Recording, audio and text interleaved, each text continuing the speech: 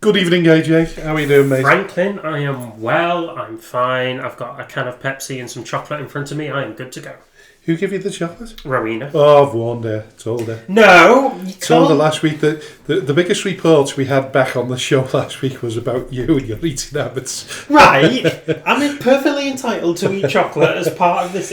Well, I've had to skip my dinner altogether because I had a really sort of full-on day today. As you know, podcast day, doing all the sort of production work for the show takes over the day. But first thing in the morning, up at 6 o'clock, out to Wiston Hospital to get my MRI scan on my back. Interesting. Okay. Yeah. You'll get the results for that in 6 months' time? Probably. Yeah. I mean, listen, if it had been left to the powers that be, I'd have had to wait probably 6 months to get an MRI scan at Southport. So I managed to get a cancellation up in, like I say, Wiston. Really nice hospital, to be honest with you. Can't say anything bad about it. It's deceiving from the outside because it looks terrible, but on the inside it's actually quite nice, isn't it? It is, and of course, we've walked through, over the bridge from the multi-storey car park, and we've come downstairs and past Costa Coffee, WH Smith's and M&S Food. Yeah. It feels like you're passing through an airport. It really does, doesn't it? Yeah. And then you've got all the gurneys coming through, but they've got people and not baggage on them. So I've raced through to the scan department, which is on the opposite side of the building. Well, it's down a floor, so it's ground zero, oh. And then you've got to walk all the way to the far end. There it is. And then I got told, "Oh, listen, you're going to have to carry on walking a little bit because you're in a mobile unit." So I ended up in a mobile unit in the car park. Oh, God. But as soon as I got there, fast-tracked in, 11, 12 minutes. It's horrible. I don't know whether you've had an MRI scan before. I have, yeah. And if you're claustrophobic, and for some reason the older I've become, the more claustrophobic I've become as well. So it wasn't as bad this time because I'm on painkillers. Yep. Staying in one position when you're suffering the issues with my back. Listen, I think it's well documented. I've got a glass back, and I've had an operation. I've had 2 discs removed. Yeah. There's a possibility that the cage that they've grafted in there has started moving, which would require another operation. But like I say, it was on painkillers, so I was lying there steady, and of course they say it'll only take about 11 to 12 minutes, depending on whether you move or not. Yeah.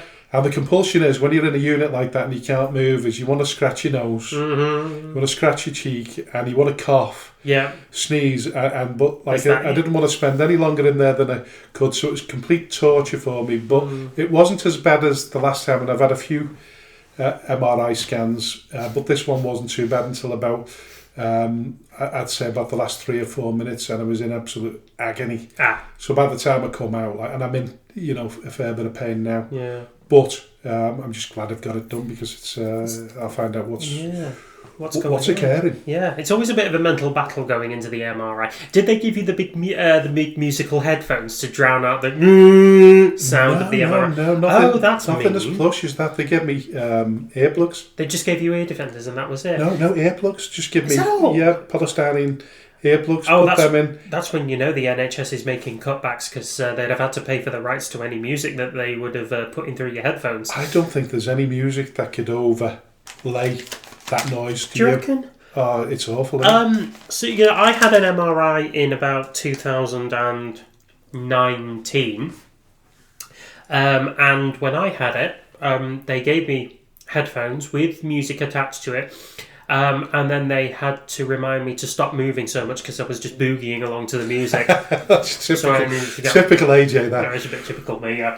So I got reminded to sit still as best I can. But I wasn't claustrophobic because they were MRI scanning my knee. So only my lower half went in and I was just sort of sitting out there. Oh, well, that's fair enough. This is what it feels like to being in an iron lung, really, isn't it? Yeah. I mean, the only way you get through it now is knowing that your lower half of your body is exposed anyway. So you're not far away from freedom. But when you actually try and open your eyes, and you do, and you look at it, and the close proximity from your nose to the roof of the capsule, and it's all sort of white and like speckled. And I'm assuming it's the closest I'll ever come to knowing what afterlife is about. Jeez. But then I had a dream last night, called it Dream Nightmare, and I don't know whether it's stress related. Rowena looked it up, Googled it, and it was the house had flooded. And of course, then I was walking up the stairs, and the stairs up the stairs was flooded. It was like wet, like slushy. Yes. And I'm thinking, there's no way on this. In your mind, when you're walking through there, you say to yourself, there's no way that could happen. The water would have had to go really, really high. Yes. For you to have a wet first floor. Or it's flooding from the top down. Yeah. I mean, I'm no structural engineer, but it seems like that could have been the more likely scenario in this dream. So it was in this house. It was in this house, so yeah. Chances are you'd have had a flood from the top down before the dragons started coming out. I never even thought about that. Because I have had floods here before, you see. Well, Franklin, what am I doing this job for? I've had 3 now when I think about it, and 2 of them have definitely occurred from the upstairs bathroom was one of them. I remember that much. Okay, who screwed up?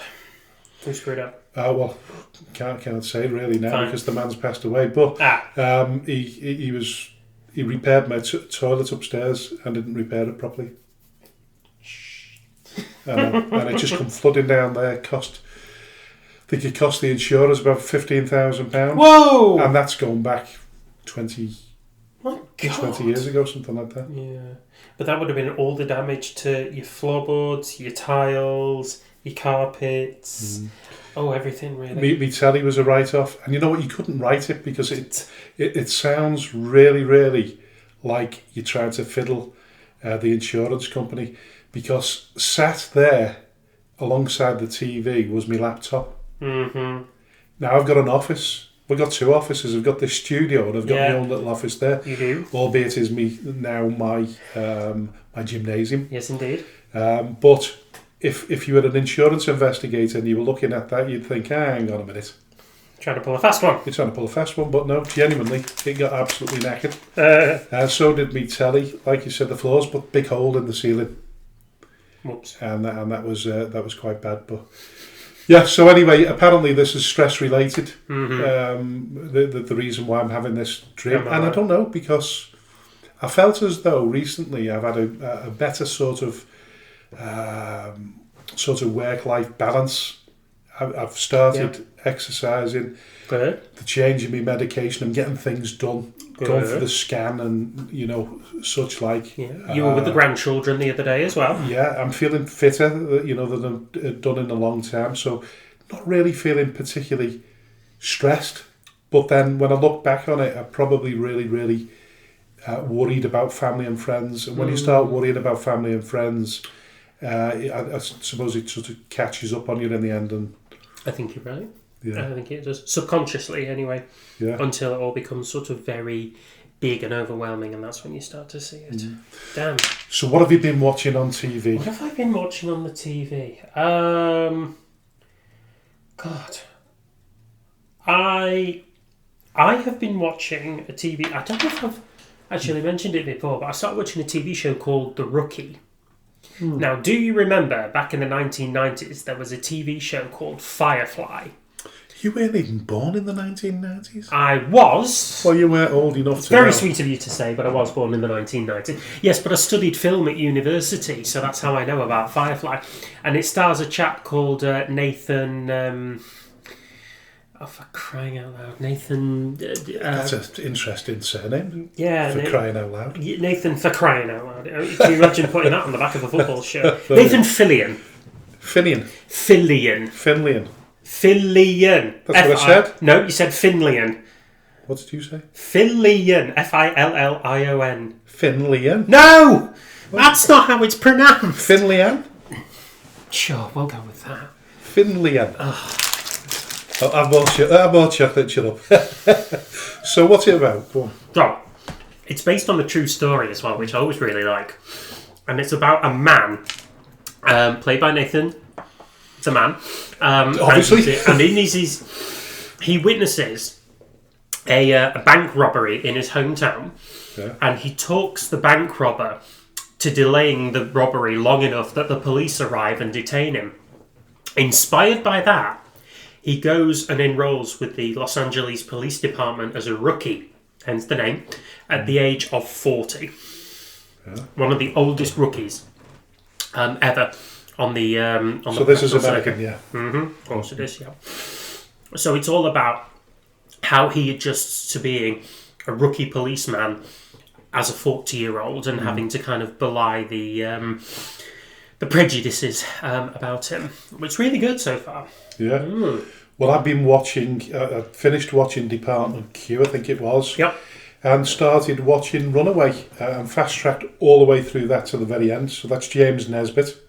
Oh, yeah. And Minnie Driver. I think I mentioned that yes, you did. On Monday. Really, really good series, but you get to the end of it, and it's a little bit predictable, and I'm becoming... I don't know whether Rotten Tomatoes was designed to show up more bad series and films than it to show up the good ones, but just get a little bit very, very predictable writing these days. Nobody seems to think outside the box, and then they do a twist and a turn and a twist and a turn, and you just know where they're going. See it happening, don't you? Really? Yeah. I don't know how much imagination TV shows have got left these days, because everything's just kind of been done, haven't they? I mean, TV's been running since about, the 30s, the 40s, you know, and usually it's just been sort of covered over and over again. I can't remember who it was within philosophy that said nothing is original anymore. It's all been done before. I suppose there's a truth in that. If you look at, say... obviously study criminology, but if you look at the likes of the Yorkshire Ripper, this went south really fast. Oh yeah, but in terms of if you were to start that story, if it was just completely fictional and it never happened, the predictability about the fact that he would be caught in his car, was it at the end when he got caught for a totally different, he got stopped by the police, didn't he, for a totally different reason. It wasn't because they suspected him of being the Yorkshire Ripper. They just found out by accident. Yeah, so I mean, when you look at that as an end sort of chapter of a story, it's pretty boring, really, isn't it? Because you think, that was too easy. It's just an anticlimax, isn't it? Yeah. Yeah. I don't know anything, actually, to be perfectly honest with you, probably apart from Shawshank Redemption, that's ever sort of gripped me from beginning to the very end. Really? Yeah. Have you watched The Usual Suspects with Kevin Spacey? I probably have at some stage, but I can't remember. Fine. I would advise to watch it again, because I think that is probably one of the most gripping movies I've ever seen. Yeah. Yeah, 100%. And yeah, I think it's widely regarded to be one of the best films ever made. So yeah, have a look at that one again. I like Deer Hunter as well. That was another one that I've never seen that. No. Very gory. Oh yeah, because it was also about post-Vietnam, wasn't it? Yeah. Yeah. But no, I never did watch that. I probably should at some stage.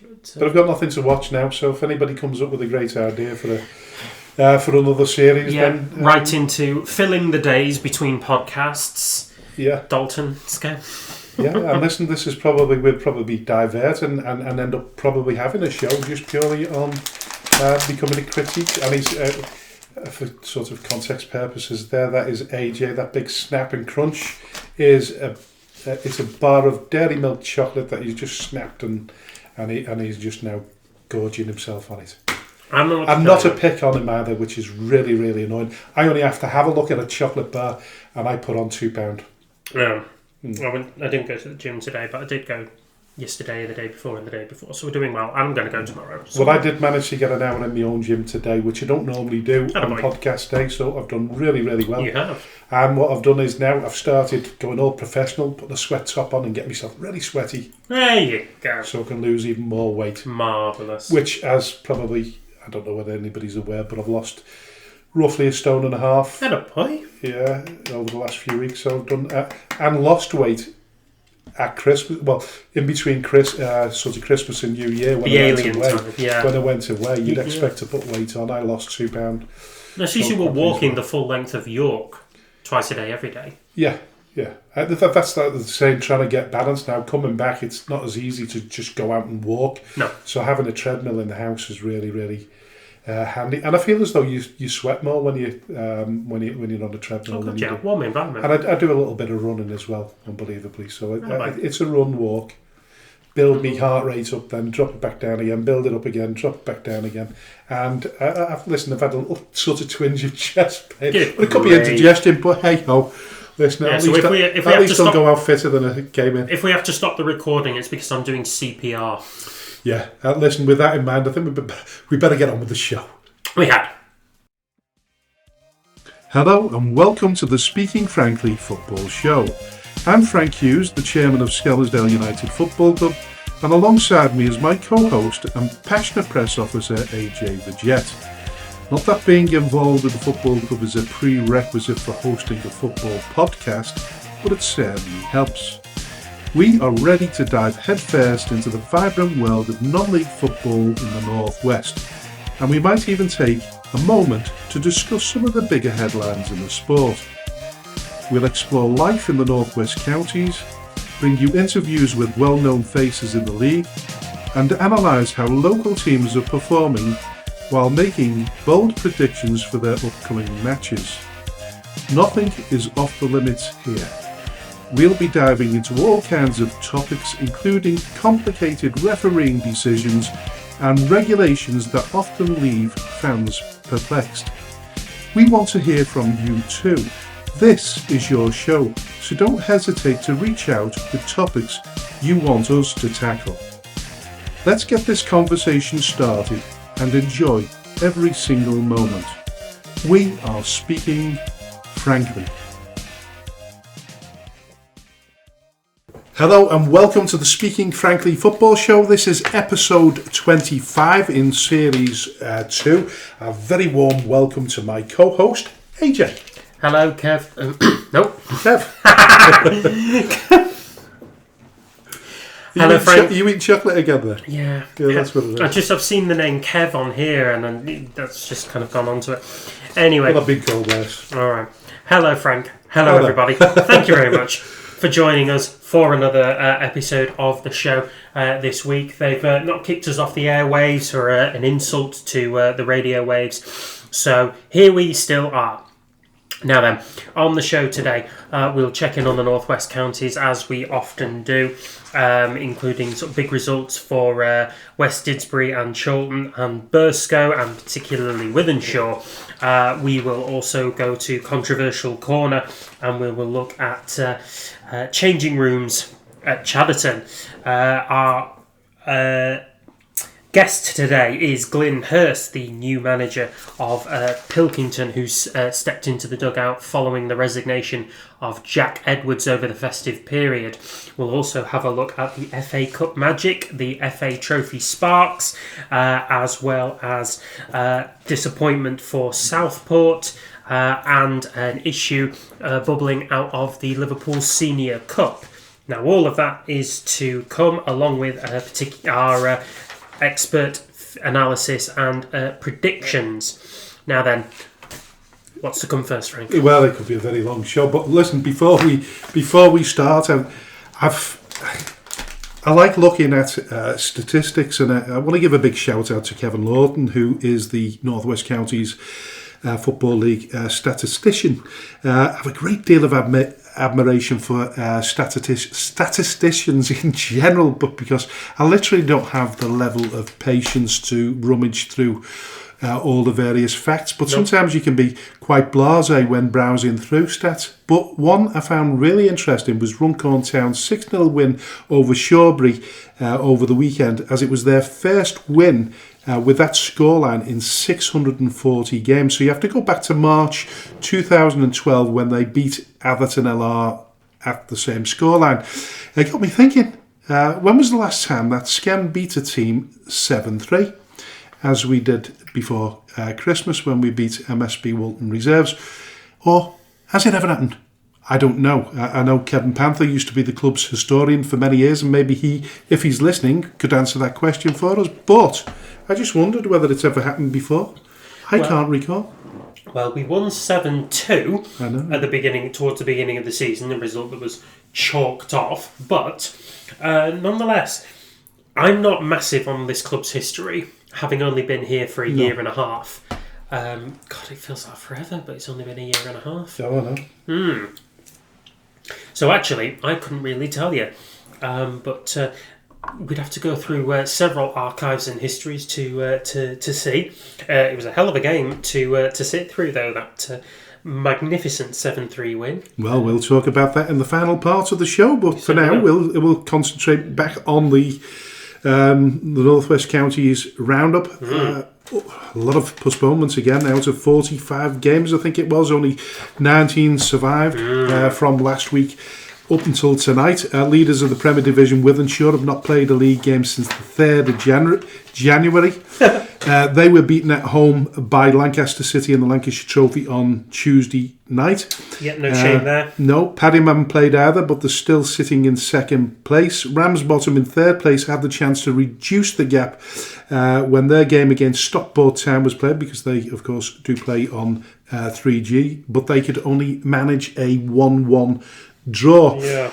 West Didsbury's form has tailed off recently with 2 defeats, one on Boxing Day against the current leaders, but their 4-1 home defeat on Wednesday night against Charnock Richard was a bit of a shocker. That was a huge shock, that one. I mean, Charnock Richard are a bit of a Jekyll and Hyde team anyway. They can produce some stunning results, or they can completely disintegrate and not have a good one at all. And that was a result, I think, that perhaps West Didsbury and Chorlton would have expected to do, well, certainly do much better in, but take 3 points from. And they started off the right way, Ben Elliott giving them the lead just before the quarter of an hour mark. But Charnock Richard came roaring back with a double from Jordan Darr and one each from Spencer Bibby and Fenton Davies, giving them a resounding 4-1 win at the Step Places Stadium in front of a 327 capacity crowd. Not bad at all. Not bad at all for Charnock Richard, and it is a result that moves them up to 15th in the league standings. They are a good chunk of points behind South Liverpool in 14th, but they do have a handful of games in hand on those teams right above them: South Liverpool, Glossop North End, Longridge Town and Prestwich Hayes, and all others. So if we are going to see a bit of a Charnock Richard resurgence, this could be the stepping stone for it. Yeah, but Bearscough are neighbours and once landlords are the real winners, following their 3 consecutive wins since the turn of 2026. They beat the Alaman whilst on international duty at the weekend and then hammered South Liverpool 5-2 on Tuesday night. So they're back in the playoff positions with 50 points in the bag. What's quite refreshing is that they're going about the business quite really quietly, and as Dempsey says, there's a sense of togetherness and friendship within the team. It's not always enough to get a team over the line, but you can only improve when you've got that kind of camaraderie within the club. I would imagine the trip across the North Sea would have cemented that feeling in many ways. I would think so. Yet there's nothing like being stuck on an aeroplane for several hours to bring in togetherness to a team in green. Several hours? I don't know how long the journey is. Well, you've got boarding, you've got taxiing, then you've got takeoff, then you've got landing, then you've got alighting. But by the time you took your seatbelt off and they've given you your light refreshment, you're actually landing again. But listen, it's a brilliant experience. I'm assuming they did fly, didn't they? But yeah, listen, we did it a few seasons ago, going over to the Alaman. There's nothing better. The Alaman is a fantastic place, and the people there are fantastic as well. Very welcoming. And I would imagine that given the sense of camaraderie there now, they'd have had a really, really good session after that win. I would think so, yep. But then they followed that up with a Tuesday night victory over South Liverpool. Callum Laird scoring the 5th goal of an excellent evening for the Linnets, in which Sam Turner scored a double, and 145 people turned out at the community ground, which is a seriously good turnout there for a Tuesday night. Now, when we spoke to Jay Hawkes at the turn of autumn, he made it clear that getting fans back into the stadium was one of his high priorities. It looks like it's working a bit of a treat now with that turnout there. Even though some of those fans will have been South Liverpool, the majority will have been the green. So fair play to Jayhawks, fair play to Briscoe. Well, we love Jayhawks, like you say. We've had him on the show. Well, we're terrified of him. His sort of passionate side of him is clearly rubbing off on the club in a really, really positive way. And you can see that he does really. He's taken the club by the balls, really, hasn't he? And he's given it a good shake. And it seems to be rubbing off on the locals as well. Yeah. But the performances are good. The performances are good. They're playing as a team. Well, there was never any doubt of that, was there? You know, well, I think it started off. It's taken a long time to get to this position, and you know, by hook or crook, we listen. We know the history of what happened. You know, switching over to Prescott and then coming back to Briscoe. Probably wasn't the shining light in this sort of situation, but it seems to have come back with the right mentality, Dempsey, and he's taken it by the scruff of the neck rather than the balls, and doing a really, really fantastic job. And like I say, the fact that you've got somebody as passionate as Jayhawks at the football club is nothing but a plus. It's a bonus. It's a huge bonus at all. And actually, a big shout out to Jayhawks, who is now pushing a special educational needs initiative at Briscoe FC for, I think it's between ages 9 to 14. Now, he'll be able to give you more information on that one. But if you do have a child or know somebody with special educational needs and a love or a passion for football, please contact Briscoe FC and Jayhawks for more information. So I promise you, if he's behind an initiative for special educational needs, absolute guarantee it's going to be a good one. So best of luck to Jay on that one too. Him and his wife, they're doing a fabulous job over there. But listen, 100%. Moving on to the bottom of the table, there's no real change. City of Liverpool haven't played since the 16th of December. So that's how many weeks? It's a full month, isn't it? Four. Yes, month, it is. It's about 4 weeks, yeah. With that being said, City of Liverpool are second from bottom of the league. They are a healthy 9 points ahead of Litherland Remica, but having been usurped by Abbey Hay, who are now 2 points ahead of them, although having played 2 games more. There is a bit of a battle going on for City of Liverpool to keep their North West Counties Premier League status alive. But what we do know, and it's good news of course, is that they will be playing on Saturday, so they'll be back at Briscoe. Which is their home ground for the time being. So they will be playing Charnock Richard this Saturday. It's good news. That is good news. Yeah. So moving on to Division 1 North, I think, yeah? Yeah, following a great run of results, leaders Thornton Clevelands, who incidentally, when we were playing on Saturday, they were playing MSB Walton. We could have watched that game, but we went for a pint. We went for a pint, didn't we, instead? But listen, Thornton Clevelands, after a great run of results, like you say, they lost 2-1 to MSB Walton. No shock there, really, because Walton are up to 4th and they've done really well in their first season in the non-league pyramid. MSB Walton are shaking a lot of trees at this point. We didn't imagine for 1 second that they would be as high as they are and punching as well as they are. With that being said, obviously we knew that they would be somewhere in there or thereabouts. But I suppose if you were to ask them, they'd probably say that they're overachieving just a little bit, with obviously the greatest of respect to them. But it's great to see teams that have just come from amateur football come into the Northwest Counties and do the business. Yeah, very much so. So, in fact, both of the teams that were promoted last season, which were Forward Amateurs and MSB Walton, they are not down at the bottom end of the table by any stretch of the imagination. In fact, MSB Walton, with that result, that 2-1 win over...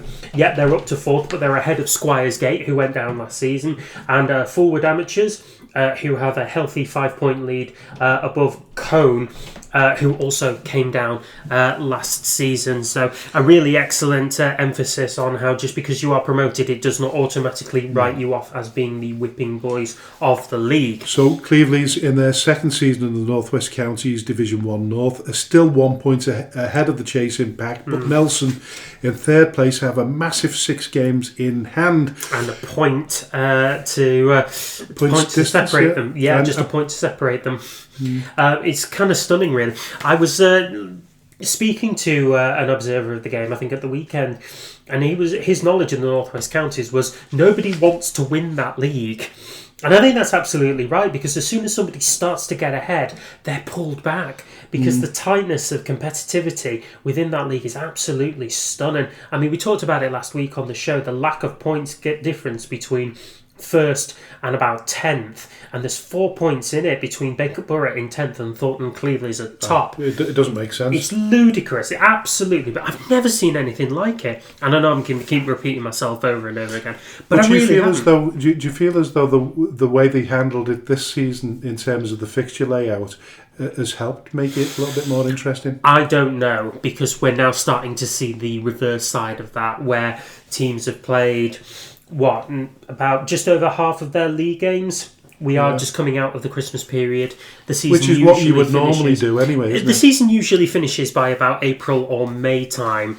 It will do. Listen, they'll play Tuesdays and Saturdays, won't they, until they've fulfilled the fixtures one way or another. Yeah. I don't think it'll be as tight, because there's not that many games left, is there? No, there isn't that many games left. How many games are left in the Division 1 North? In Division 1 North, you're looking at about, so it's 34, so you're probably looking at about between 14 and 16 games. Yeah, so okay. Yeah, you are. You're looking at between here, sort of 14 and 16. Maybe, I think forward amateurs have got 18 games left. Well, where Nelson's concerned, I mean, they've, like you say, 34, they've got 20 games left to play, so that becomes a little bit of an issue for them. It depends how how active they can be and how they can claw that back if they can. But Thornton Cleveland's have played 20 games, so they've only got 14 games left. You say only 14 games. It's kind of mental when you think about it. In about 12 weeks, couple of midweek games. Yeah, there's many more postponements. I mean, we have had really inclement weather, haven't we? We have. If it's not been icy, it's been hell of a lot of rain. Yeah, exactly. So it's going to be difficult for those. Oh, really has. Yeah, so a lot of the weather last week and last weekend fell victim to frozen pitches. A lot of postponements falling victim to frozen pitches. Whereas this week we're getting waterlogged pitches, which is the cause of a lot of postponements this week. It happened. It befell Runcorn Town, Wolverhampton Casuals, Holker Old Boys. Who else? Daisy Hill as well. That was another one that fell victim to waterlogged pitches. So if we're not getting one end of the extreme weather, we're getting the other. And but from Droylsden's perspective, they've managed to win the last 2 games, and they're now second and a point behind the top team. Listen, we've talked about the disparity between fixtures and the amount of games that are played, but do you feel as though Droylsden are making a play for it again? I think Droylsden are always making a play for it in one way or another. They played Darwen at the Multivo Anchor Arena in Darwen. Sorry? I'm glad you said that. Yes. In fact, I think I drove past a van that was parked terribly that had Multivo Anchor on it. Right. That's how I remember. Anyway, Droylsden Bloods beat Darwen by 3-2 at Darwen. Although Bruno de Almeida Severino and Nathan Bond scored 2 quick-fire goals to put the home side 2-0 up. Goals from Cody Artwell, Harry Shipton, and then Kyle Campbell's winning goal just after the hour mark gave the Bloods a 3-2 win to take back across the M55 for them. No, sorry, down the M6. Which? From Darwen to Droylsden. Darwen to Droylsden. So you're talking A56, yeah? A56. Well, so 50... 65? 65, that's the one. 65 and down the A56. There you go. I would imagine. I don't know. But that's good geography. Listen, obviously somebody will criticise if we've got it wrong. The point is, I think Droylsden are always in with a bit of a shout. I don't know if their form is consistent enough that they could be seen as making a play for it, but they've got just as much chance as anybody else in this division at this point in time. But a couple of good positive results for teams around them, and they could easily be down to 7th. Not suggesting that Dave Pace, who owns Droylsden Football Club, should sack himself. But if he doesn't manage to get... it is a big club at the moment, isn't it? You know, averaging gates of around about 550, 600, something like that. But does there come a stage where he becomes sort of... ring rusty, and he's got to offer the role to someone else and see if he can reinvigorate the football club, because it's been at that level for too long now. It needs to get back up. That is a definite Northern Premier League, because Droylsden are club. And were a Northern Premier League club. Well, they were one division away from the Football League, if you remember. I think they spent one season in the National League, albeit they finished bottom. Well, everybody finishes bottom. And it was their pace that took them up there, by the way. But I'm just sort of offering the question there of whether, I think, if they don't make it this season round, I think he's got to pay attention to the voices. So there's got to be a board of directors in there, regardless of whether he chairs the club and manages it. I don't know how it works. But if I was Dave Pace, listen, he's given so much and he put so much into it. Look, if I was him, are we talking about realism? If we're talking about realism, where are they realistically? Where should they be? Because they've been to the top of the non-league pyramid, haven't they? You know, they've had experience of doing that. Look, I think for a team that's that well supported, that well structured, you know, we've been to the Butcher's Arms. That was a level too far for them, though, wasn't it? National League, no. National League, yes. The National League itself. National League North. I think they could do it at the National League North. They could absolutely do it at Northern Premier League Premier. Yeah. I think so you want to be the big. You want to be the big fish in a small pond, don't you? Rather than a small fish in a huge pond. That's right, and I think they are a big fish in a small pond right now in terms of their structure off the pitch. Yeah. It's a fantastic setup. It's an amazing setup. I've never seen anything like it at this level. You know, we've been to the Butcher's Arms. It's an amazing place to be. Parking's a bit of a bugger, but what are you going to do? It's central Manchester. But anyway, get there early like I did. Shush. Anyway, no, I think Droylsden should be a couple of places, a couple of leagues above where they are now. I think it probably needs a bit more investment in their playing squad, because we've not really seen an awful lot of A, big names coming through the door, and B, we're not really hearing about an awful lot of money being spent at the club. We assume that there's a budget. Not that we've seen anything, so we don't really know. We assume that there's a pretty decent budget in there. Must be decent. But yeah, we just know that they're... But attacking it with a little bit of realism, maybe that's what Dave's doing, and he's saying, well, listen, we need to walk before we run. We need to learn to walk. The thing is, he's been through all of this before, hasn't he? They went out of business a few seasons ago, didn't they? Yeah. So, are they still walking at the minute before they're running? Yeah, but are they walking where perhaps they should be jogging?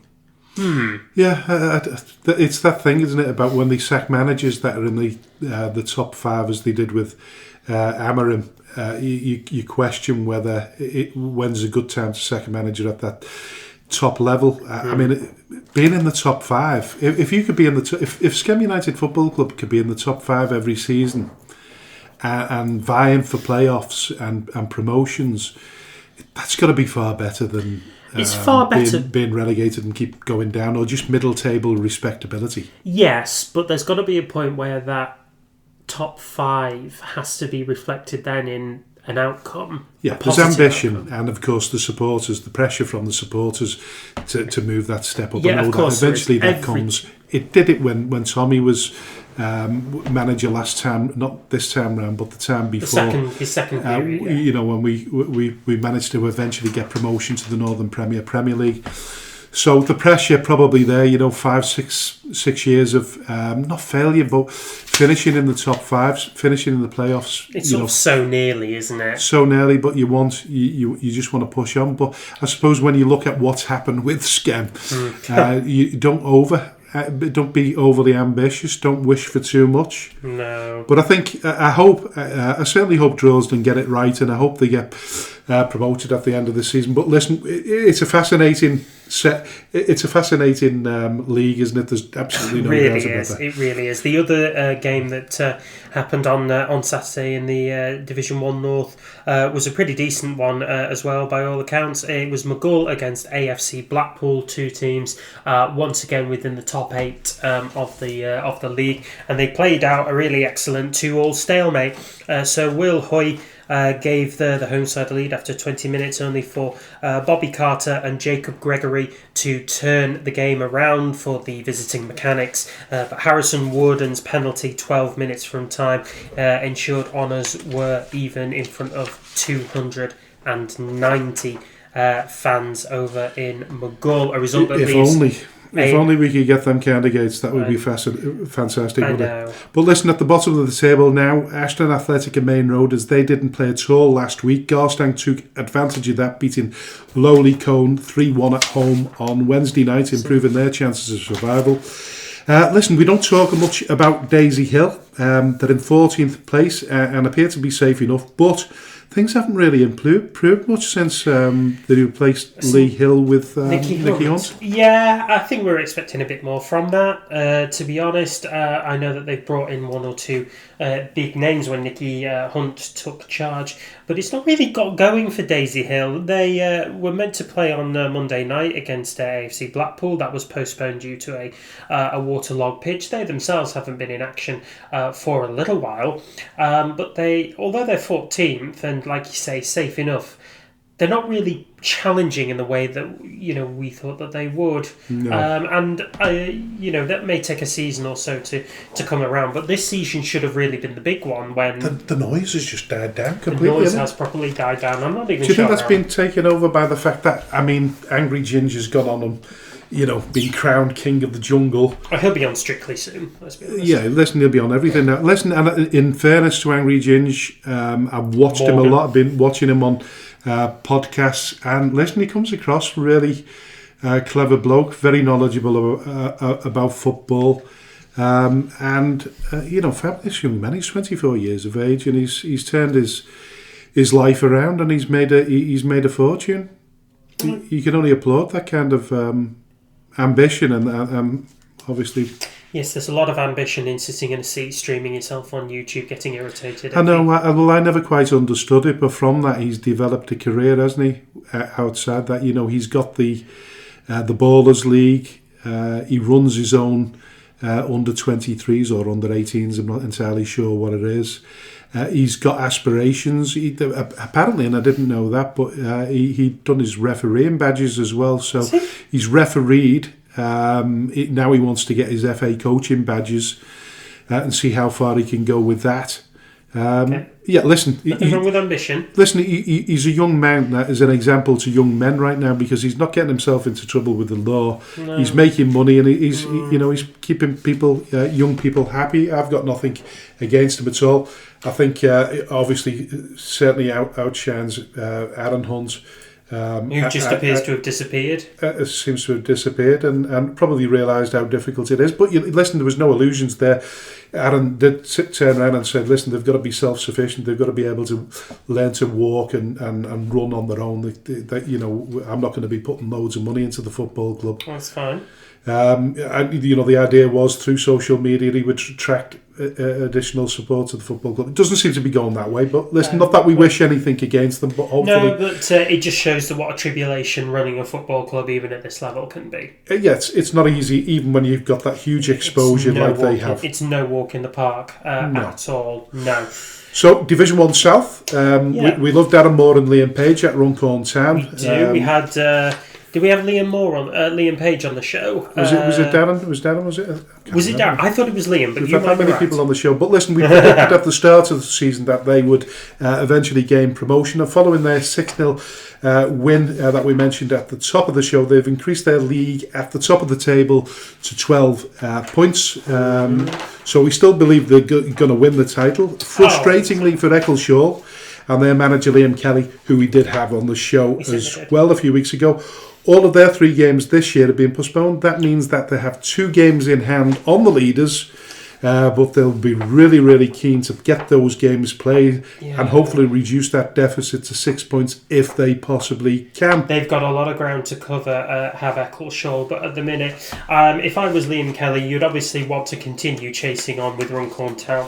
But privately, if you were Liam Kelly, you wouldn't be on the show sitting here with me. No, I wouldn't, but I would be thinking try and consolidate second place, get a home semi-final for the playoffs, and then look at establishing dominance over the current playoff chasing pack, which are Telford Town, Stockport Georgians and Stafford Town, although Sandbach United and Barnton certainly haven't ruled themselves out of contention for the playoffs. And even Foley Mere, actually, a team who we usually associated with being towards the bottom of the table, which they were last season. They've had a much better season. Absolutely outstanding season. 9 wins, 4 draws, 7 losses from 20 games, and they're only 6 points from playoff contention with a game in hand. So some stunning results there for the Mere.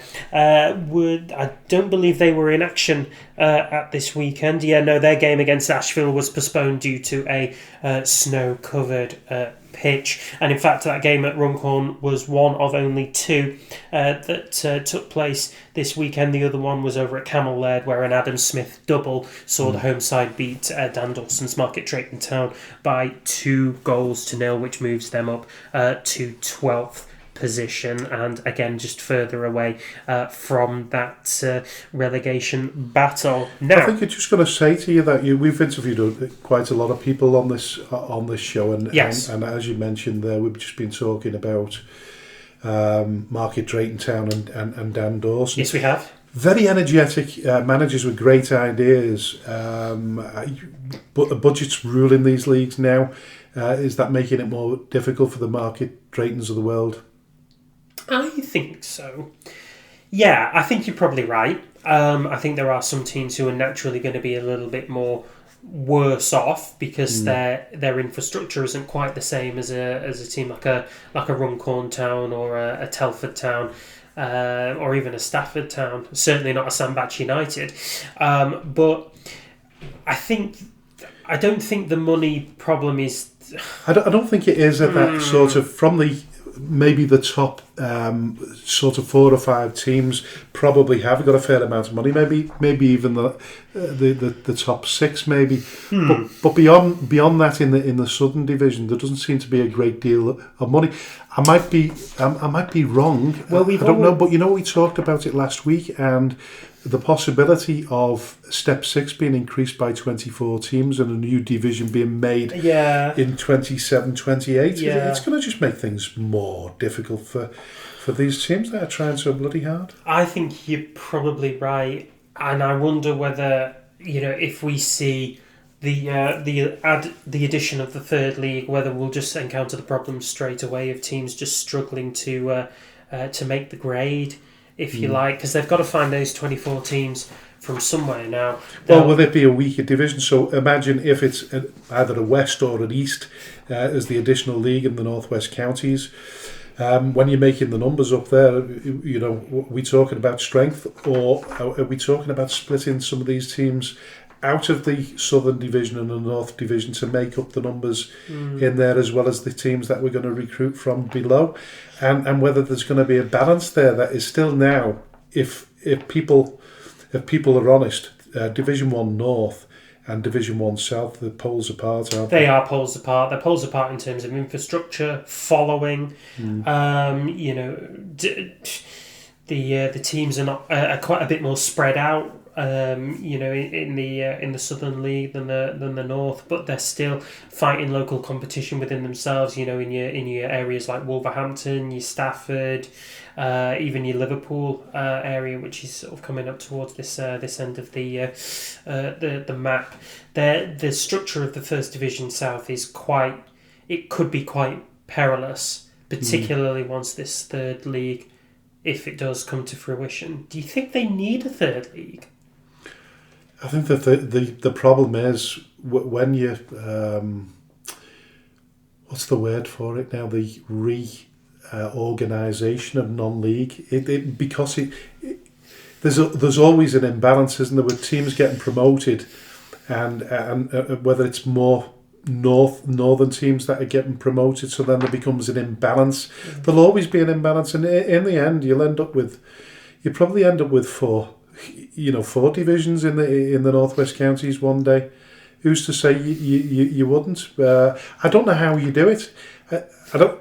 I really think that what you probably got to do is you've got to like back in the day in the Northern Premier League, you had to apply. If you won the Northern Premier League, you had to apply for the Football League, and then they'd sit down, they'd scrutinise it and see whether it was a good thing to do. Now, of course, Wigan Athletic replaced Southport Football Club.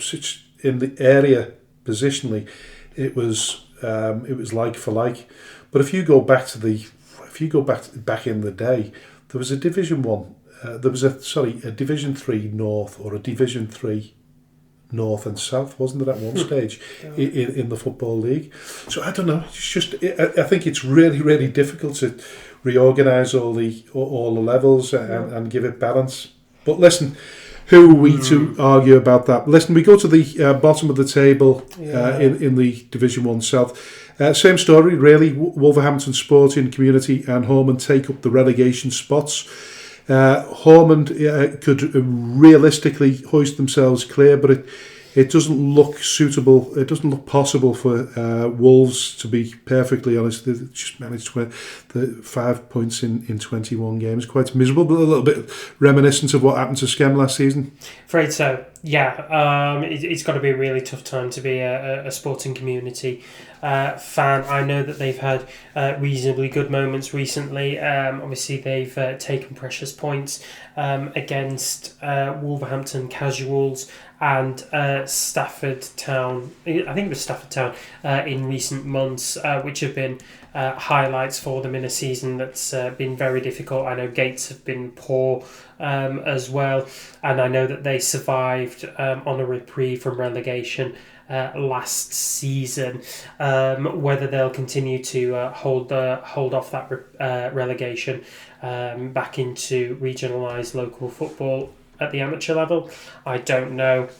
But Hormond are going to be battling it out for to avoid the relegation spot themselves. But look at that team above them, Shawbury United. There, Shawbury United. I don't think Matty Boswell's actually actively managed the team yet, has he? Because all games have been postponed, or has he? I don't know. I don't know. I mean, they were the team that played Runcorn Town on Saturday, so that must have been him at the helm. Oh, sorry, Shawbury did, yeah. Yeah, Shawbury were the team that played Runcorn Town at Runcorn this Saturday just gone. It's been a bit of a baptism of fire for Matty Boswell there, as his team lost to the runaway leaders by 6 goals to 0. 3 of those goals coming in the final 4 minutes plus overtime at the end of the game. Yeah. So it was only 3-0 up until Charlie Harland, Gary Robinson, and Charlie Harland again. Listen, it's not a great defeat, is it? But I mean, if you're gonna get battered, you may as well get battered away, by the runaway leaders away from home. I suppose so.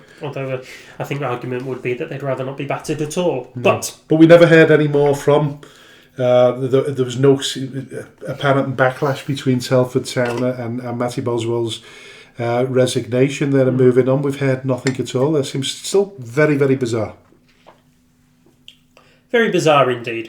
But Telford continue to sit in third place, very healthy spot in the table. Having just moved laterally from the Midland Premier League last season, they'll be looking to see if they can move up into the Premier Division of either the Northwest Counties or back to the Midland Premier League itself. Who knows? Well, let's wrap the round up for the Northwest Counties up, and let's touch on Controversial Corner. And listen, at the top of the agenda there, it's not written here in the script, but let's have a look at the results and the predictions from last week. Oh, come on. You've let me down. I haven't got the paperwork. So technically I've won. Well, are you too embarrassed by? No. Can you remember any of them?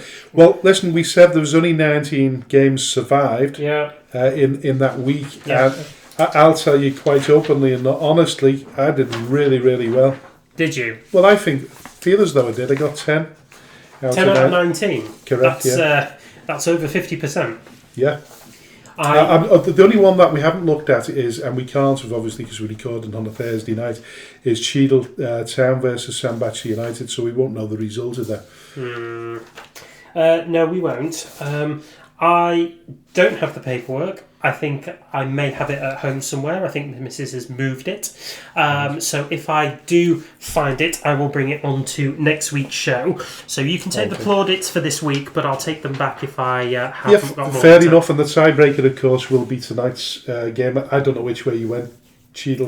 I think you went Sandbach, but I went Cheadle.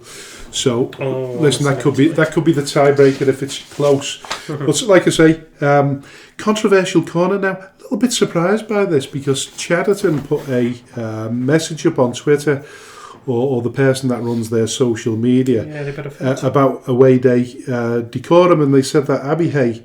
They outed Abbey Hay for failing to clean up after their game at Chatterton. Now, yes. I've looked into this and I can't see when this was. Well, when did Chatterton play Abbey Hay? I don't know. I haven't got a clue.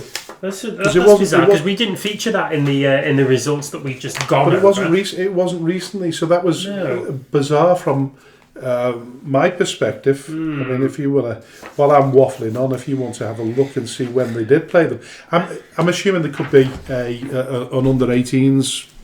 Or it may be. It might have been a. But anyway, the point was there didn't seem to be a great deal of mess there, did there? Not an enormous. No, I mean we've certainly seen worse, and I think we've certainly done worse. To be quite honest, we're always quite respectful wherever we go. I think that's down to, and particularly Craig. That's down to the insistence of our kit man. But we've always had that mentality, and I think it's something that you should carry along with it. It's a torch you should carry wherever you go. But is it? Was it worthwhile mounting them on social media? I just felt as though it's such a lack of class.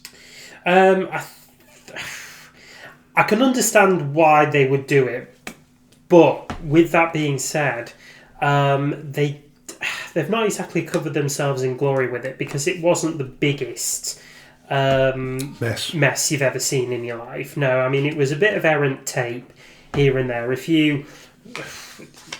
few bit of tissues, which I get is a bit nasty and a bit yucky, but it wasn't. I think they've actually taken it down, ironically enough now. I thought they might. That's good news if they did, because I don't think it was appropriate to. If it had been an absolute mess, I can understand it. But it doesn't. I think it was a bit of a non-story in the end, to be perfectly honest with you. But I thought we'd highlight it because we do respectfully try our damnedest to clean up wherever we go. The only time that we've never sort of cleaned up after is probably last Saturday's game when Craig went back to clean up and the staff at Jericho Lane cleaned up. Listen, impeccable. Another great facility. Jericho Lane. What did you think of it? What did you make of it? I've actually been to Jericho Lane before. I didn't realise it at the time, but I've actually played rugby at Jericho Lane on the pitch that we were playing on. Right. Yeah, lovely facilities. Yeah, really, really liked them. I think the pitch is a bit too exposed to try and make paid attendance, realistic, because you can just look through the fence and kind of see it from there.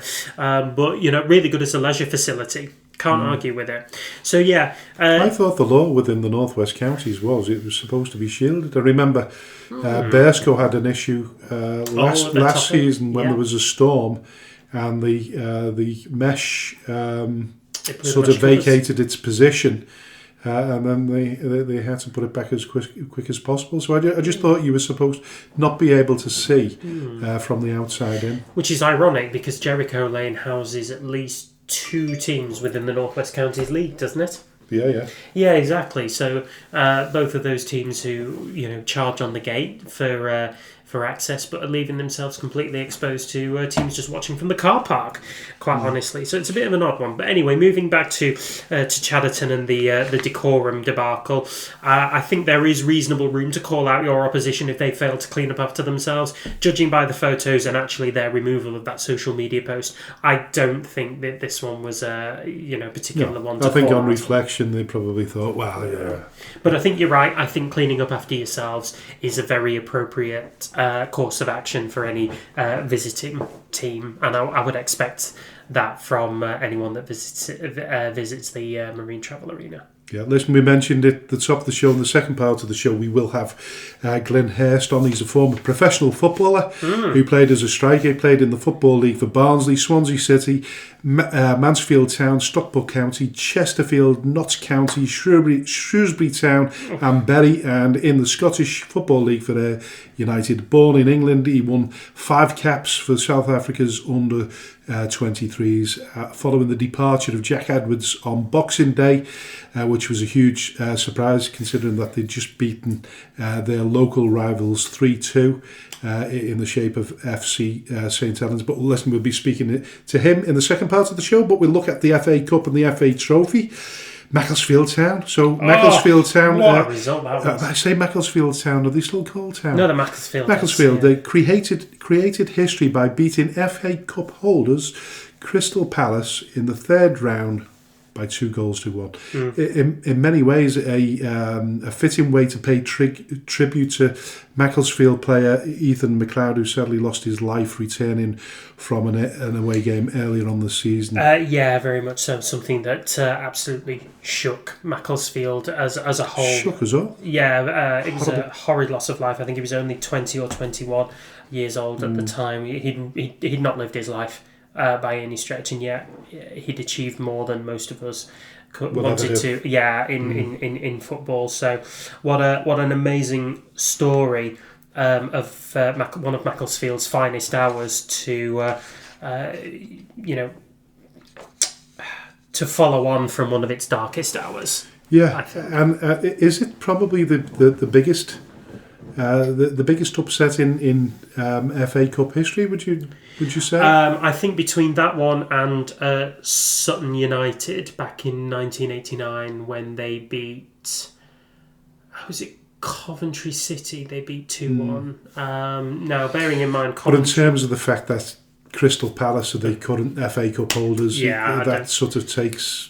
Oh yeah, I think that does probably take the pinches the title. 100%. I think. But amazing, and their reward for that is a home game against Brentford in the 4th round. So another Premier League opportunity for scalp. Yeah, a little bit more context there. John Rooney is the manager of Macclesfield, of course, the brother of Wayne, who was on the commentary team, I think, wasn't he? He was on the pundit team. Yep. He was on the pundit team.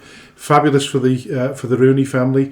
I think he annoyed one or two people, John, with his reaction. With his reaction, because he didn't think Brentford. Is it Brentford? Did he say? It is Brentford. Yeah, he wanted a bigger team. It was a bigger team. He wanted a City or a Liverpool or an Arsenal or something. I suppose. Listen, secretly we all wish for that, but would we say it? No, they'll make him eat his words. But he's still drawn a Premier League team. I know, that's the thing. But are they going to make him eat it? If I'm the manager now, I'm posting that up on the changing room. If I'm Keith Andrews, I'm going ballistic here and saying, how can they say that my Brentford aren't a big team? Brentford make sure you're not another victim like Crystal Palace are. Otherwise, I will tear another backside in your. I think that's probably correct. Yeah. But this is the thing: is that nobody's really realised this, but Brentford have kind of low key gone really well in the league so far. I think they're about 7th or 8th, something like that one. But they've been doing well the last couple of years. They have, yeah. But I think this one was a little bit difficult because they lost Thomas Frank to Tottenham, didn't they? He went and became the manager there. Brian Mbeumo became a Manchester United player. Johan Visser signed for Newcastle, and yet they're still managing to carve out really good results for home and away. And I think if you, like you say, I understand Macclesfield probably wanted a bigger name, but Brentford are a Premier League team and they deserve that respect. Yeah, most definitely. So I think that might come back to bite him in the bum. But listen, we'll move on to the FA Trophy. Marine, well done to landlords Marine, who beat Gloucester 4-3 on penalties. Yeah. To get through to the last 16. They've now been drawn away to Tamworth in the next round. Congratulations to them. Great result for them. Southport, I'm not going to go into the full press statement, but they were due to play Eastleigh at the weekend, but the game got called off at the 11th hour, so to speak. The players... Well, they were already there. Yeah, they were already there. They made the long trek round to the night before, incurring hotel and travelling costs, only to find that the decision could have been made in advance. A statement was made. We're not going to read that out because it would take as long to read that statement as it would be to travel down to Eastleigh itself, and we're not going to do that. But that said, there was significant costs incurred. There would have been a lot of supporters that had made their way there. And that's a really expensive journey as well, which is equally as frustrating to then find that the game couldn't be played. With that being said, the game was replayed on Tuesday night and Southport won by 2-0. They'll then face a much shorter away trip up to AFC Fylde in the 5th round. So do you think justice served there or just unfortunate circumstances? I don't think anybody deliberately forces a club into making that long journey with it. They might have made a mistake. There might have been a few. I think they probably could have done better. Yeah, they could have done better. I think this is something that you can look back on and say, yeah, we messed up a little bit. We probably should have let you know, particularly given the advances that we knew that you were going to make. Yeah. So for comparison, Clitheroe were going to play Scunthorpe in the FA Trophy as well. The same round, the fourth, is it? Fourth round? Yeah, I think it was the fourth round, wasn't it? So Clitheroe to Scunthorpe is less travel time than Southport down to Eastleigh, but social media notifications were done first thing on Saturday morning that the game wasn't to be played. Okay, and Scunthorpe contacted... Less of a travel, though, isn't it? It is less of a travel, but knowing how far your opponents have got to travel and from Clitheroe to Scunthorpe, it's about 2 hours. Okay, so knowing that as you do, you prepare appropriately in advance. Knowing that Southport were due to travel down to Eastleigh, you'd be carrying out a pitch side preparation well before Saturday. You'd probably be looking at Thursday when you try and start to get that pitch in a playable condition. By Friday evening, you should really know whether you're going to make it or not. And certainly you talk to the seniors at Southport FC on Friday night, or Friday afternoon, to tell them whether or not you think it's plausible that this game is going to go ahead. Yeah. And for context, the game, the 4th round tie between Scunthorpe and Clitheroe was played out on Tuesday night. It was. With Scunthorpe winning 3-1. But you listen, a great run by Clitheroe. They can be very proud of themselves now. They need to really concentrate on that league and getting themselves close to them playoffs if they can possibly do it. And I'm sure that's what they'll want to achieve. I think you're right. Yeah, so they went in at half-time 0-0. At the Attis Arena in Scunthorpe. I think Clitheroe were perhaps guilty of missing a few gilt-edged chances while Scunthorpe weren't playing well. A couple of substitutions later and Scunthorpe are very much in the driving seat. So absolutely no shame in losing to a team a couple of leagues above them and continuing to fly high in the National League proper. But I think, for Sean McConville and his Blues, the focus now has to return to the league action. They're now in 13th, having a couple of games in hand on the teams above them, but they need to make those count. But good news for Marine and Southport progressing to the next round. I don't know who they play at the weekend, but best of luck to them. They return to league duties. But listen, special praise, I think we mentioned it before, but Kevin Ellison finally reached his 1,000th game of football and marked it with a goal. Sadly, his club Vauxhall went down 3-1 to Runcorn Linnets, but listen, marvellous achievements. He's 46 now, is 46. 46. Stunning. Absolutely stunning. Stafford Rangers, not to be confused with their rivals Stafford Town. Rangers have secured investment from George Bruno, is it? A US-based investor. George has already made an initial investment with an investment plan, and a time frame has been agreed upon. Upon completion, George's total investment will eventually make him a substantial shareholder. Now, there's, like I said before, on many occasions, the growing trend of stateside investors become involved with English football clubs. Flixton Town most notably have secured investment from an American financier in recent times. What's our feeling on this? Because listen, of course, they want to get into the northwest counties, and they've not been in business for the last 13 years or whatever, 14 years. Yeah, no, so they're wanting to kind of come out on board, aren't they? Really, we already talked about the history of Real Bedford and their American investment from the Winklevoss twins, Tyler and Cameron. Hanley was another one. Hanley was another one. Yeah, Tom McGrew is who we interviewed on the show from the airport. From the airport. Yep, Tom McGrew, chairman and shareholder of Hanley Town FC. So there are a few kind of American-based. You can see the attraction, can't you? If you look at Wrexham as a template, then you can see why the Americans are getting all excited about taking over football clubs. Yeah, of course. They want to encounter that fairy tale the same way. Missing a trick with Skelmersdale United Football Club and its history. They certainly are. And I think anybody who just runs our name through Google or finds us on a map, that would be quite nice, particularly since Americans seem to have a love of Manchester United and Liverpool. We're sitting right in the middle, guys. I know, yeah. And well, listen, it's a realistic... anybody comes along with, seriously deep pockets. And a good business plan. Because we know that it's okay turning around and saying, I'd love to do that. But you've got to back it up, haven't you? You can't just say it. You've got to show it. You've got to put it down on paper. Yeah.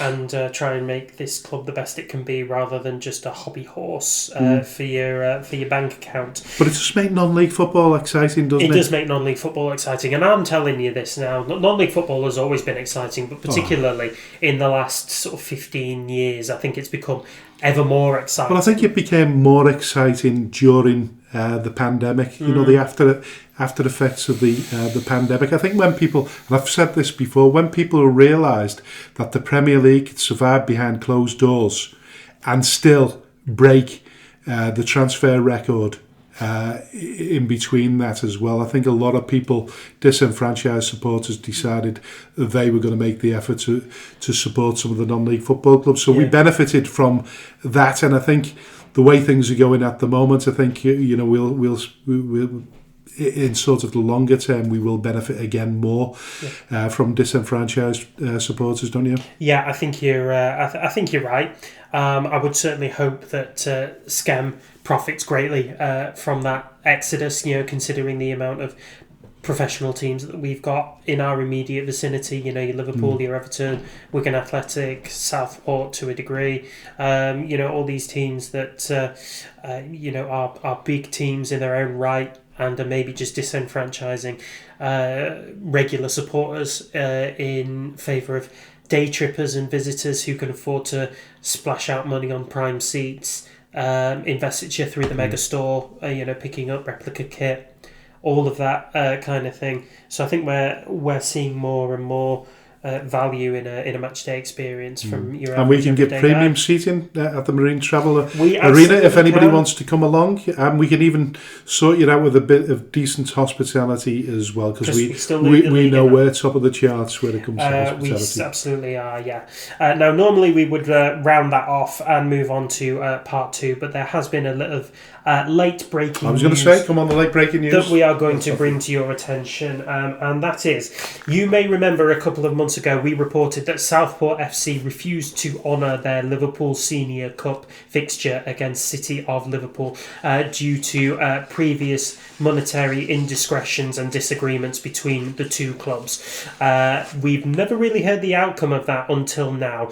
It has been announced that City of Liverpool have been awarded a walkover against Southport FC and will advance to the next round of the Liverpool Senior Cup at the expense of the Hague Avenue outfit, where they will play either Marine FC or Runcorn Town. I thought it had been resolved in favour of Southport.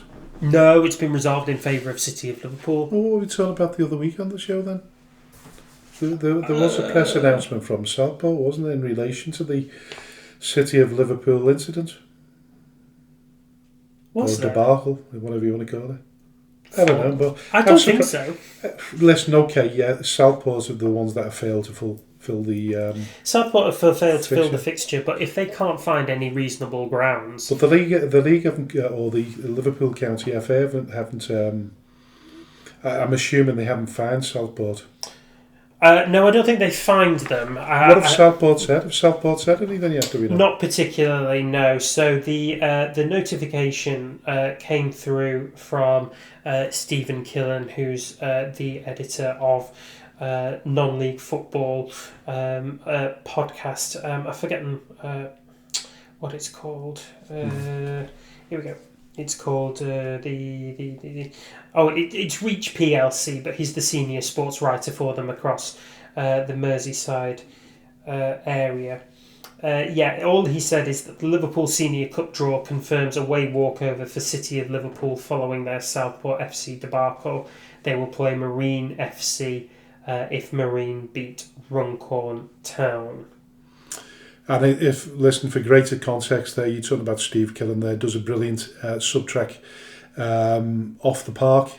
So the editorial content in that is fantastic. If you get the opportunity to read his scribblings, whatever you want to call them. Sure. So where does that leave us? Well, that leaves us all up to date with everything relative to the trials and tribulations of Part 1. Brilliant. We'll close Part 1 and we'll come to Part 2 and we will be speaking to our special guest. Who's Glynn? Glynn Hurst. Glynn Hurst, of course. Manager at Pilks. See you in a minute. Bye. A heartfelt shout out to all the businesses supporting Skelmersdale United Football Club, especially T&W Garners and Pedro de Seda Enterprises. Thank you to everyone who donates to the club, supports our race nights, raffles, lottery bonus ball scheme and the weekly draw in conjunction with NYCBA. A special thanks to those who organise such fundraising events, with a particular mention for the incredible Lee Davis and Rowena Hughes. To everyone who stands by us both on and off the pitch, we are truly grateful. If you wish to sponsor the show, please contact me at chairman.skemutdfc@gmail.com or alternatively call me on 077 66054 548. All proceeds will go to Skelmersdale United Football Club. Thank you for your unwavering support. Hello and welcome to the second part of the Speaking Frankly football show, and a very warm welcome to our guest tonight, Glynn Hurst. Welcome to the show, Glynn. Evening, Frank. Evening, AJ. How are you, lads? Oh, we're doing fine, thank you. Yeah, we're doing really fine. Really pleased to get you on the show, of course. And once again, congratulations on your appointment as the Pilkington manager. Cheers, thank you. A real good challenge ahead for us, and one I'm really looking forward to. In fact, I'm relishing the opportunity of, doing really, really good work at Pilkington. I can't state in words really how excited I am for what we can do there as a football club. Well, listen, we'll talk about that a little bit later, because I have picked up on the obvious excitement, which is really good and sounds good for Pilkington moving forward. But listen, before we talk about your appointment, I've had the pleasure of meeting you before when you were interviewed for the Skem job. It was a tough call for me, because on one hand I was aware of your ability to develop younger players, which, given the limited resources we had at the time, would have been a good fit for us. On the other hand, you have an eye on managerial experience. If anything, it really, really proves how difficult it is to get a job even at this level. But thankfully, Jenko's looked beyond that. Yeah, absolutely. I'm delighted, and to be fair, I know I went really close for the Skem job, and just like I'll do for Pilks, I would have done you a great job, and I would have produced a team what would have developed players, what you give players an opportunity who've obviously got the ability, who want that level of football in the game, but also not from their point of view. I develop them properly, physically, tactically, technically, but also I'm not one of those managers who holds them back as well.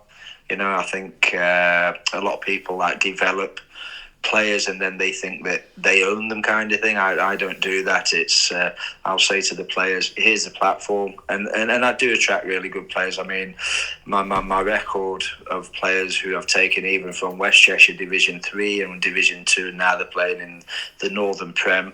I've got a long, even one, I had a player, Josh Woods, if you'll all know him, that Josh was playing for me in my first Marine Reserves, what I built, and now he's obviously playing Football League, you know, there's lots and lots of success stories. I've got Daz Brannigan, who's at Maghull, when I took over there, that they were bottom of the West Cheshire Division 2. Daz had a particular tough time, personal time. He didn't want, I think he'd scored 3 goals.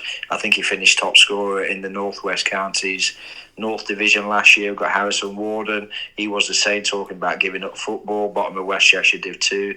He's now, I think, captain Maghull, a very, very good Maghull side for the last 2 years. I've got Carl Campbell, who came to us, obviously lived in his brother's shadow for various reasons, came to me, and now he's playing high level Northwest Counties. Tom Beckett, AFC Liverpool. Liam Payton, I gave his first opportunity to. I could go on and on, Frank. I just enjoy working with my senior players, but they've got to be really good senior players. And my understanding already at Pilks is we've got some superb senior players with.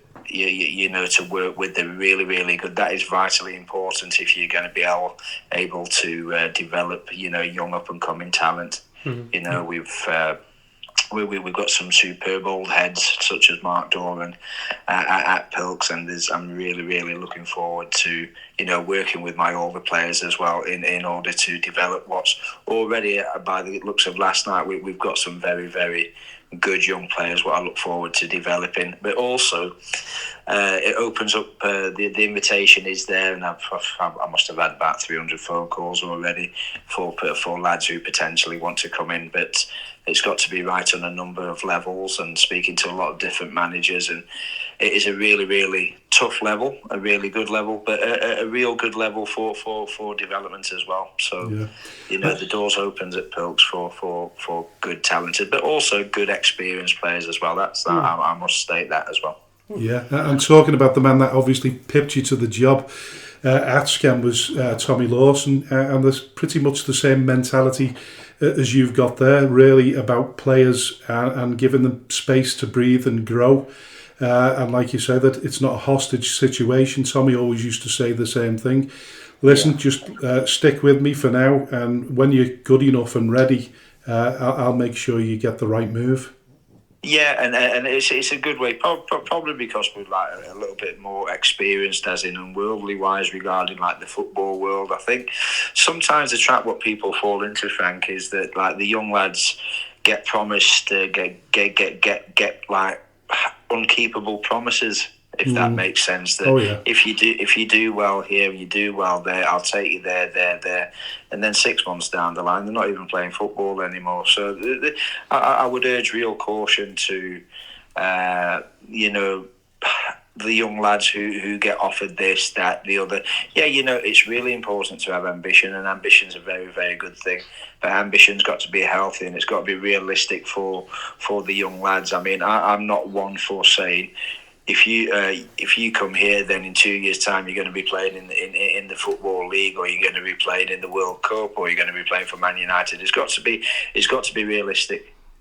And but the thing is, with some of the stories what I hear, what's you know, the promises what young lads get made. I mean, I won't name any names, but somebody told me a story last week about somebody who'd been promised to go to a Football League club, and I think they were sat in somebody's reserves.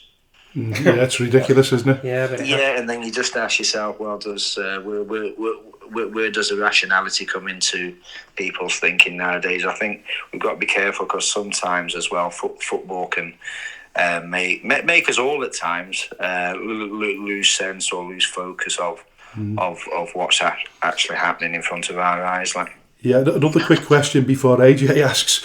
His question is that how do you handle, or do you feel as though there's a growing case of parents sort of overtaking the careers of footballers and probably holding them back to a large degree as well.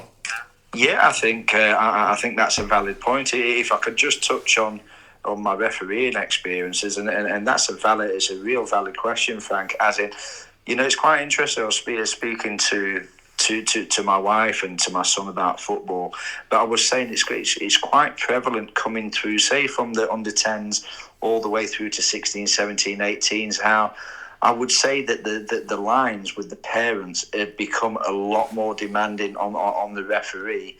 But when I'm putting that in context, I think they're more demanding on their sons and more demanding on where they're telling them that their sons they can go as well.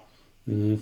And it's much more difficult to referee. And when I put my manager's hat on, it's probably a lot more difficult to manage those expectations as well. Yeah. Because a lot of the expectations are very, very unrealistic, Frankie and AJ, to be fair, and they do need to be managed. I mean, the biggest case of that is Jude Bellingham's dad, isn't it? Yeah.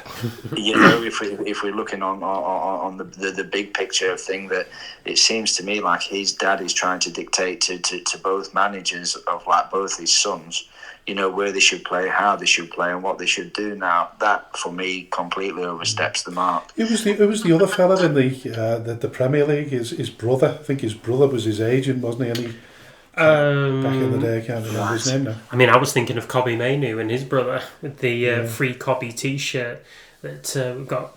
I think this fella played for Man City. If you want to stick on the Kobe Mainu one, I mean, there's a perfect example.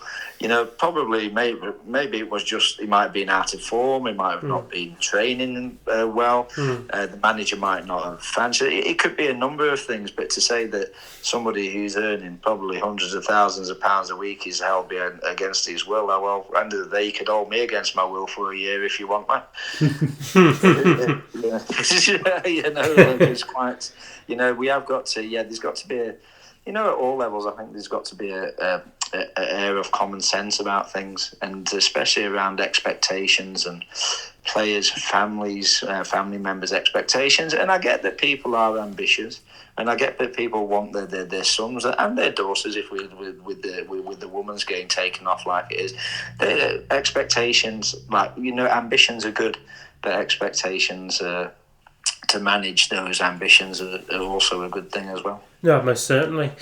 So we'll go to your appointment at Pilk. So it was announced on the Sunday night, and it's been a bit of a whirlwind since then. But what's been noticed very early on is that you've bought into the premise of the club really quickly, and I suppose that shows how determined you are to succeed.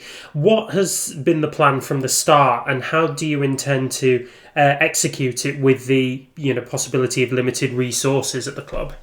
Yeah, I mean, I've got no problem. Part of the interview process, which was thorough, and they had lots of candidates, was made well clear that the financial restraints. But for me, that's the challenge within itself. I think a lot of times nowadays when we're talking about the Northwest counties and the North and the South and the Premier Division, I think too much. I'll be honest with you. I think too much emphasis is on money. Rather than let me play here for a year or two, let me develop, let me work hard.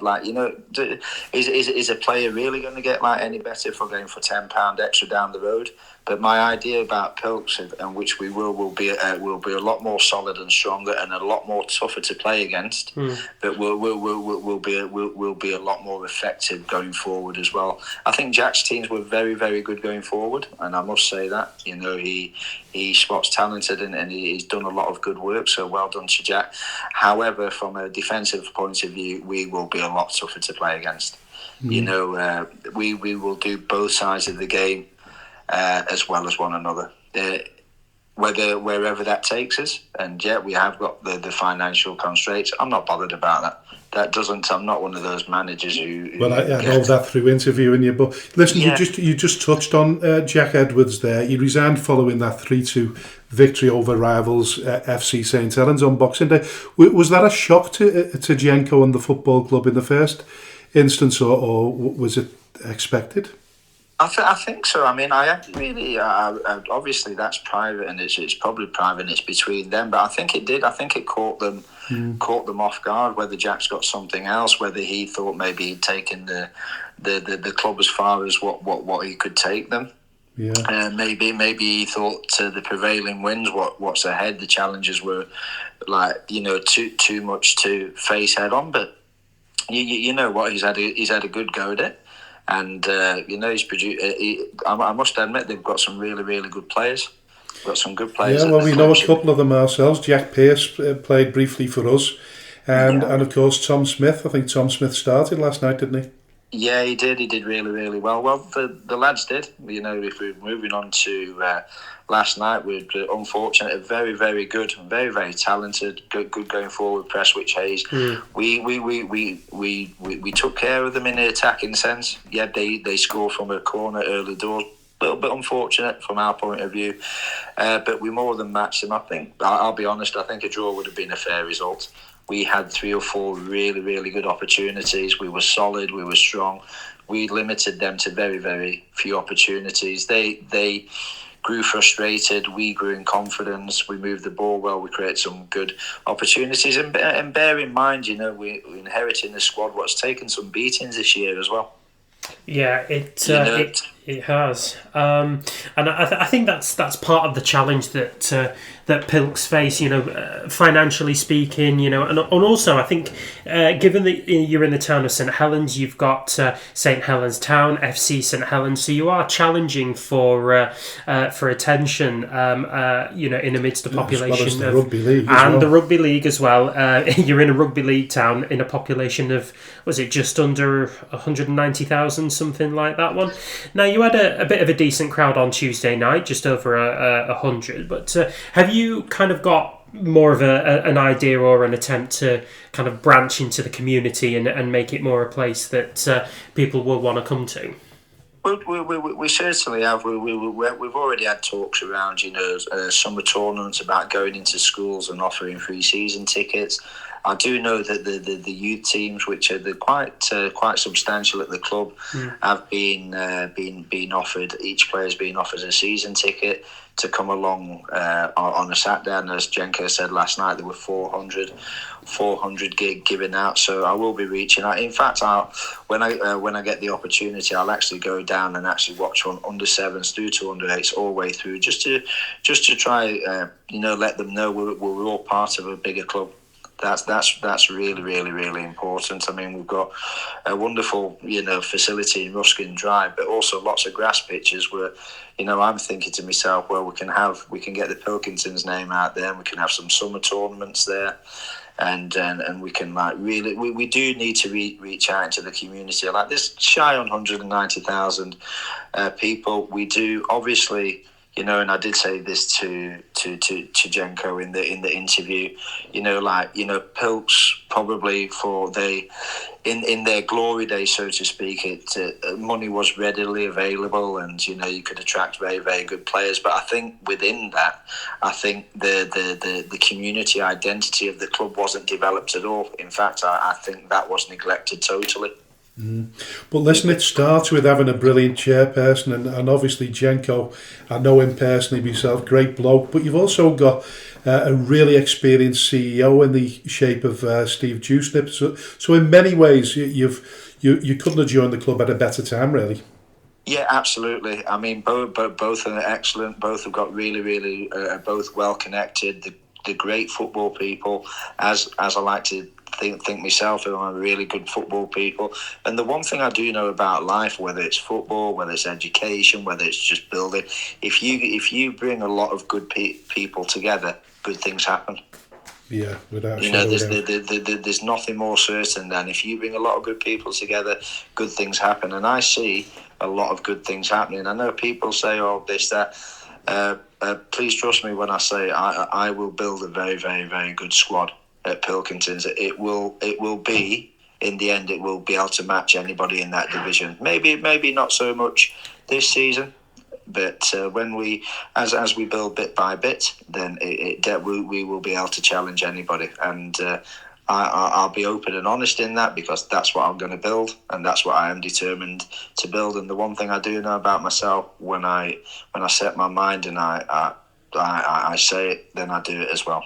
And I can't be any more clearer than that. So anybody who wants to be on board that, and that's including the current players, who I think are a really good bunch. If they buy into that, and they'll be part of something what's going to be very good. I mean, speaking of very good, we can't really interview you and gloss over the fact that you had a pretty amazing career in the English and Scottish Football League as a striker. Over 100 goals scored at Chesterfield, Notts County, Bury. Had a really successful period at Ayr United, 49 goals in about 78 appearances. For you personally, which period stood out for you the most? It's a good question, AJ. For me, I enjoyed all of my 18 years. I mean, the ones what stood out, obviously, I really enjoyed my 3 years at Bury, my 3 years at Chesterfield, obviously my 3 years at Ayr United. I loved my year in the National North, what it's called now, with Emily. I really, really enjoyed that. But they were all terrific experiences, like in many ways. I was very privileged. And it's quite interesting, because I'm turning 50 on Saturday, and you don't realise that you've got to make the most of every opportunity. And I think that for me, I didn't really look at it in the terms at the time when I was playing at the clubs that that was better than that. I just looked at it. Well, I want to play for as long as I can and make myself as good a career as I possibly can. So they were all really good experiences, and I just loved every minute of it. And like people say, do say to me, do I miss it? I said no. You know what? Because for those 18 years, I did my very, very best. Mm-hmm. And in whatever club I did, whatever the manager asked me to do, I did, and I did to the best of my ability. And you know what? I've got wonderful memories. Met loads of amazing people along the way, but the most amazing people are a lot of the fans, because without there's not a Skelmersdale United, there's not a Pilkington, there's not a Barnsley, there's not a Marine Football Club, there's not a Liverpool and Everton without the fans. Nobody can have a career. So I would say I just enjoyed all of those experiences at all the clubs, because end of the day, to be able to go out onto the pitch and entertain those fans and try to send them home happy was always one of my key motivations, to be fair. And you just mentioned Barnsley there, but prior to moving to Barnsley, you started at Spurs as a youth team player. How did that happen, and what is it like when you're released from such a big club as that? And because you've really hit upon it yourself there about being realistic. How realistic were you with yourself around that period?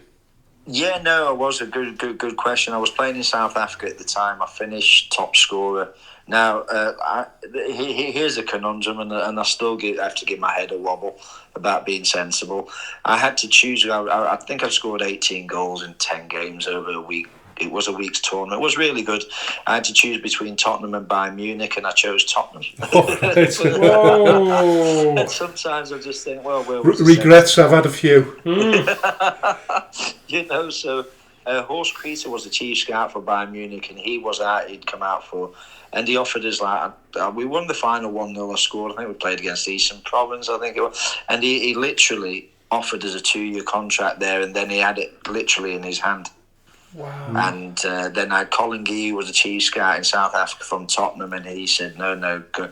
And I chose Tottenham, but then I spent 2 years at Tottenham, 2 really, really good years. First 6 months were quite tough, like going from South Africa, hard pitches, to like the soft, wet, cold winters. But when I got released, it was quite interesting. The first year, the manager was Terry Venables, who I thought was a superb manager, superb coach. And then Ozzy Ardiles took over. Now, what was quite interesting for me as a young person is that Ozzy Ardiles never ever came to watch the youth team play.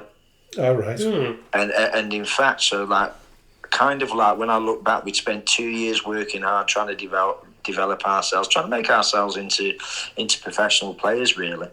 And basically how he did it was he he was coming up to contract time, so he decided what he'll do. The under-21s, what they had at the time, and all the youth team players, what were the second-year scholars at the time. He played 2 practice games on 2 different pitches, and he stood there and he watched one game for about 20 minutes, the other game for 20, and that's how he made his mind up when we'd given 2 years of our lives. And you think to yourself, well, Terry Venables would have known every single one of our names, but did Ozzy? I don't think Ozzy Ardiles quite did. But that obviously gave us a dilemma at the time. I was released. That was fair enough. But you know what? The fact that made me more determined to make it. And then, so I went to Derby. Roy McFarland and Arthur Cox were there. They wanted to give us a 2-year contract, and I ended up signing for my own team, Barnsley. But through that rejection. And through that, I felt quite a sense of injustice because I'd worked really hard and I'd improved massively over 2 years. And you had about 3 or 4 lads who got taken on, who you think over the 2 years they didn't make the sacrifice, they didn't really work hard. Lots of good lads got taken on, like Stephen Carr, Saul Campbell.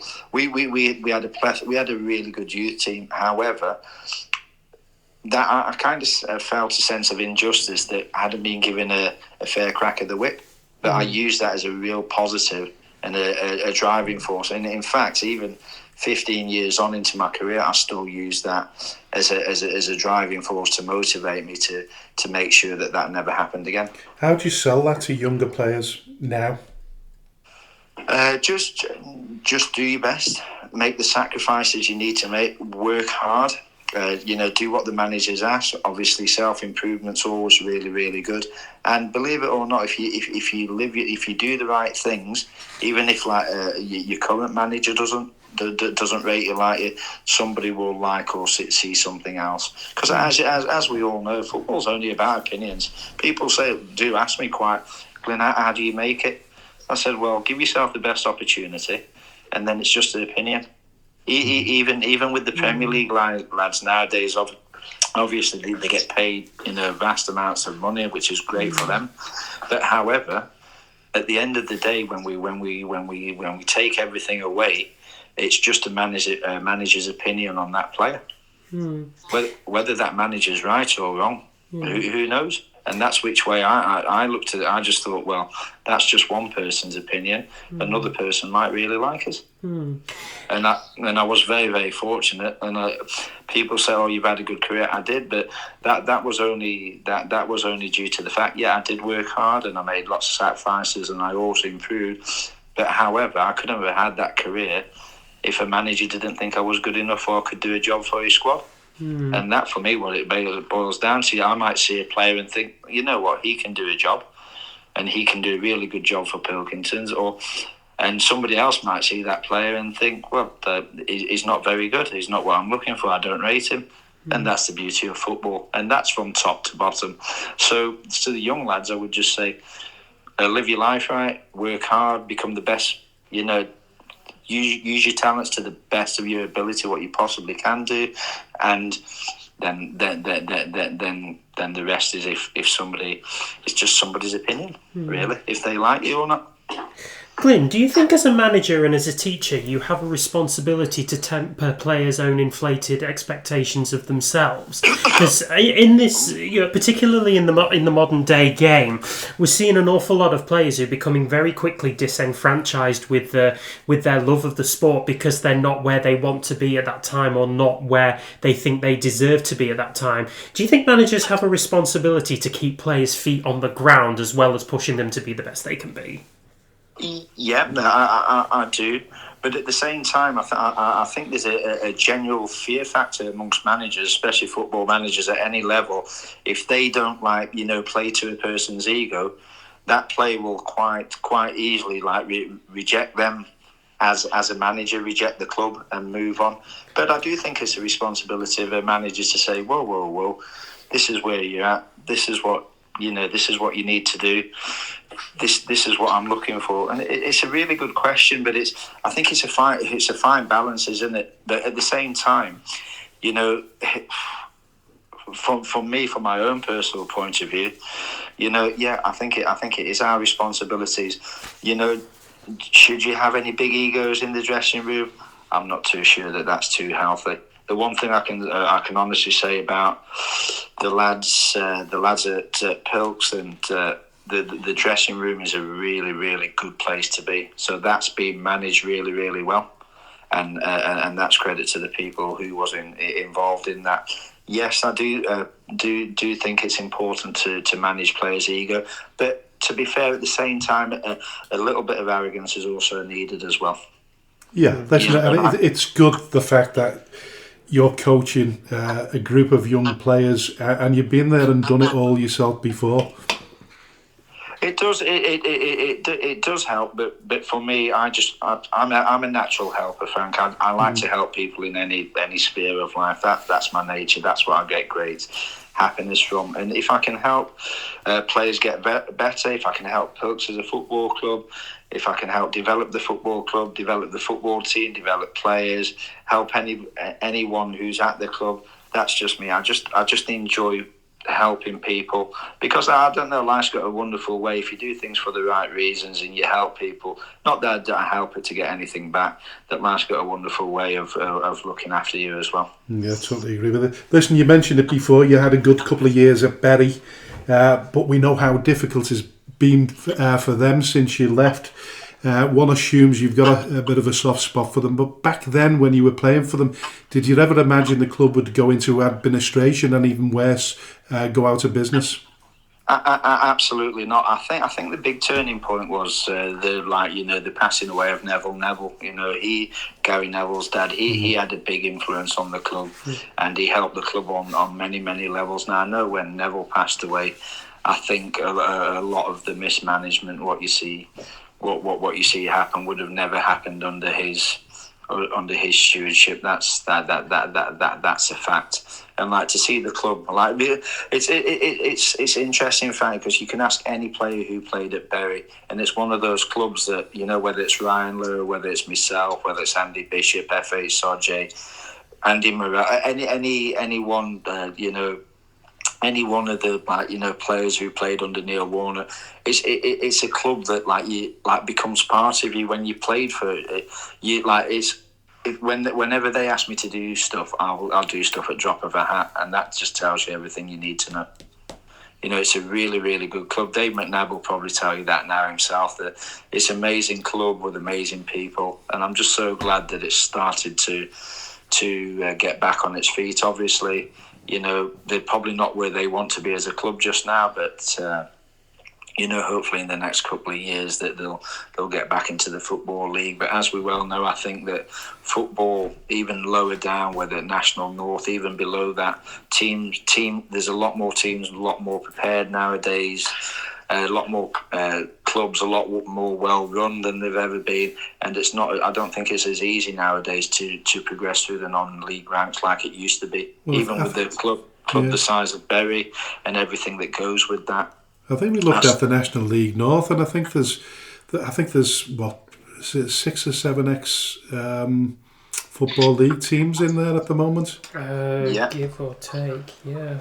Yeah, the thing, and therein lies, every one of those 7 or 8 clubs will all have their ambitions to get back to the Football League, but and Bury are not even at that level yet, are they? No, they're not. Bury are Northern Prem West. Yeah, so it's a difficult road back. Listen, have you been tempted to put your name in the hat for the job? Obviously, prior to taking up the Pilks job, is it something that would tempt you? Well, the Bury job in time. Let's you never say never. I've got a job to do, and I've got a reputation of the club and my own reputation, and players to do, and the club to develop, and produce a competitive team on the squad before we even it's let's concentrate on the job in hand, and let's concentrate on what we need to do. But it's like anything, I do have ambitions, and I have ambitions to do well and manage, and I want to make the next 10-15 years a time where I solely dedicate that to within what is ultimately started as a hobby and a love. That's something I really want to develop over the next 10, 15 years. You know, my life is in a stage now that I can commit lots and lots of time to my management, and that's what I intend to do. I think you mentioned it before, by the way. It's your birthday on Saturday, your 50th birthday, and a bit of a milestone there in itself. Are you glad that you've got no game on Saturday, or is it one of them you're chomping at the bit? It kind of. I'm kind of glad because it allows time to bring some extra bodies into the squad, because the squad does need a little bit of help and support with numbers. I've got about 3 or 4 or 5 added players to add to the squad for competition purposes, to help it become a little bit more healthy numbers wise. And you know, we've got 5. Before I've come on air with you guys, I was just speaking to another player, so I think that takes us up to 5 new players. Obviously, with Ryan Bagan getting a very good move to Bootle, obviously that leaves a hole for us to fill. Well, I don't think we'll find a player of the calibre of Ryan, but there's different ways to solve the challenge. Yeah. Listen, just going back a little bit, you mentioned when you moved over to Spurs as a youth team player, you came over from South Africa. You appeared in 5 international caps for South Africa's under-23s. How did that come about? Were your parents working over there at the time? Yeah, when I was 6, we emigrated out to South Africa, and obviously, with living there for 10 years, I think I think it was after about 8 years. So that hello, we're still there. Yeah, we're still there. Sorry, yeah. Yeah, that gave me the opportunity to play for South Africa. So I got picked for 5 caps. I think we played against America, Mexico, Sweden, Denmark, and I can't remember who the other ones, but it was a really good experience, and quite an honour to say I played in the first multiracial South African football team to represent South Africa when it had come out of the apartheid era, and then Nelson Mandela created the Rainbow Nation. I feel quite honoured and privileged, and I've still got the signed top, and that was the first multiracial South African football team. So that's a really, really good honour, what I'm really, really proud of, and I treasure as well. Yeah, brilliant. Listen, who's the best coach or manager you've worked under, and who inspired you as a coach manager? For me, Ronnie Glavin at Emily. He was one of the top 3. He was absolutely brilliant. I actually took. I could have gone to 3 football league clubs, but I dropped down and out of the league, and he convinced me to come to Emily, which was the National North, what would be known as now, and it was the best thing I ever did. He was a brilliant manager, brilliant coach, made me a much better player, helped me understand the game. Because that takes a bit of doing, doesn't it? Dropping out of the football league back into the non-league football. Is that sort of why you in terms of advising younger people, you've got the patience and the understanding of what it takes to get yourself back to that level? It is, but I must temper that speaking to the 3 managers, what I spoke to the football league managers, and speaking to, I just knew by speaking to all 4 that Ronnie was the right person for me. He was the right fit for me. I knew that how he was going to develop. I'd played against his size once, 2 or 3 times, and I was only with him for 10 months. In fact, we got to the 3rd round of the FA Cup with him as well. We played West Ham. We lost 2-1. We had an unbelievable cup run. I think we finished 2nd in the National North. I just knew that it was the right place. Now, I would temper giving a young person the advice, because if you're going to do that, like drop out the football league, it's got to be the right people. But now what I'm seeing in non-league, especially even lower down and all the way, I'm seeing a lot more good football people. What if you did drop out, they would help you develop. but then help you and help you move back up. But how difficult is it to get back up again once you've dropped down? Well, I go back to what I said earlier, Frank. It's just an opinion, mate. Yeah. And I really do believe that it's just opinion. It's sometimes it might be just being in the right place at the right time. It might be because somebody has a good scouting network and knows and all, and it can be. But at the end of the day, it's just somebody's opinion. So when United came to watch me 3 times, I think at Emily, they just knew the way they played would suit me and my talents. Mm-hmm. And they knew I was going to play up top with Andy Walker, with Gary Teal coming off the right, and they put that together. And to be fair, it was a terrific team, to be honest, like in the attacking sense. Yeah. So dropping down to Emily, it was sort of acted as a springboard, really. Yeah, absolutely, and I would say to the young lads, don't be fearful of it. No. But at the same time, you still got to be totally dedicated to it as well. In fact, I would go so far to say you have to be more dedicated in the mid to high echelons of non-league football than what you have to do in the Premier League game, if that makes sense. Yeah, it does. Yeah.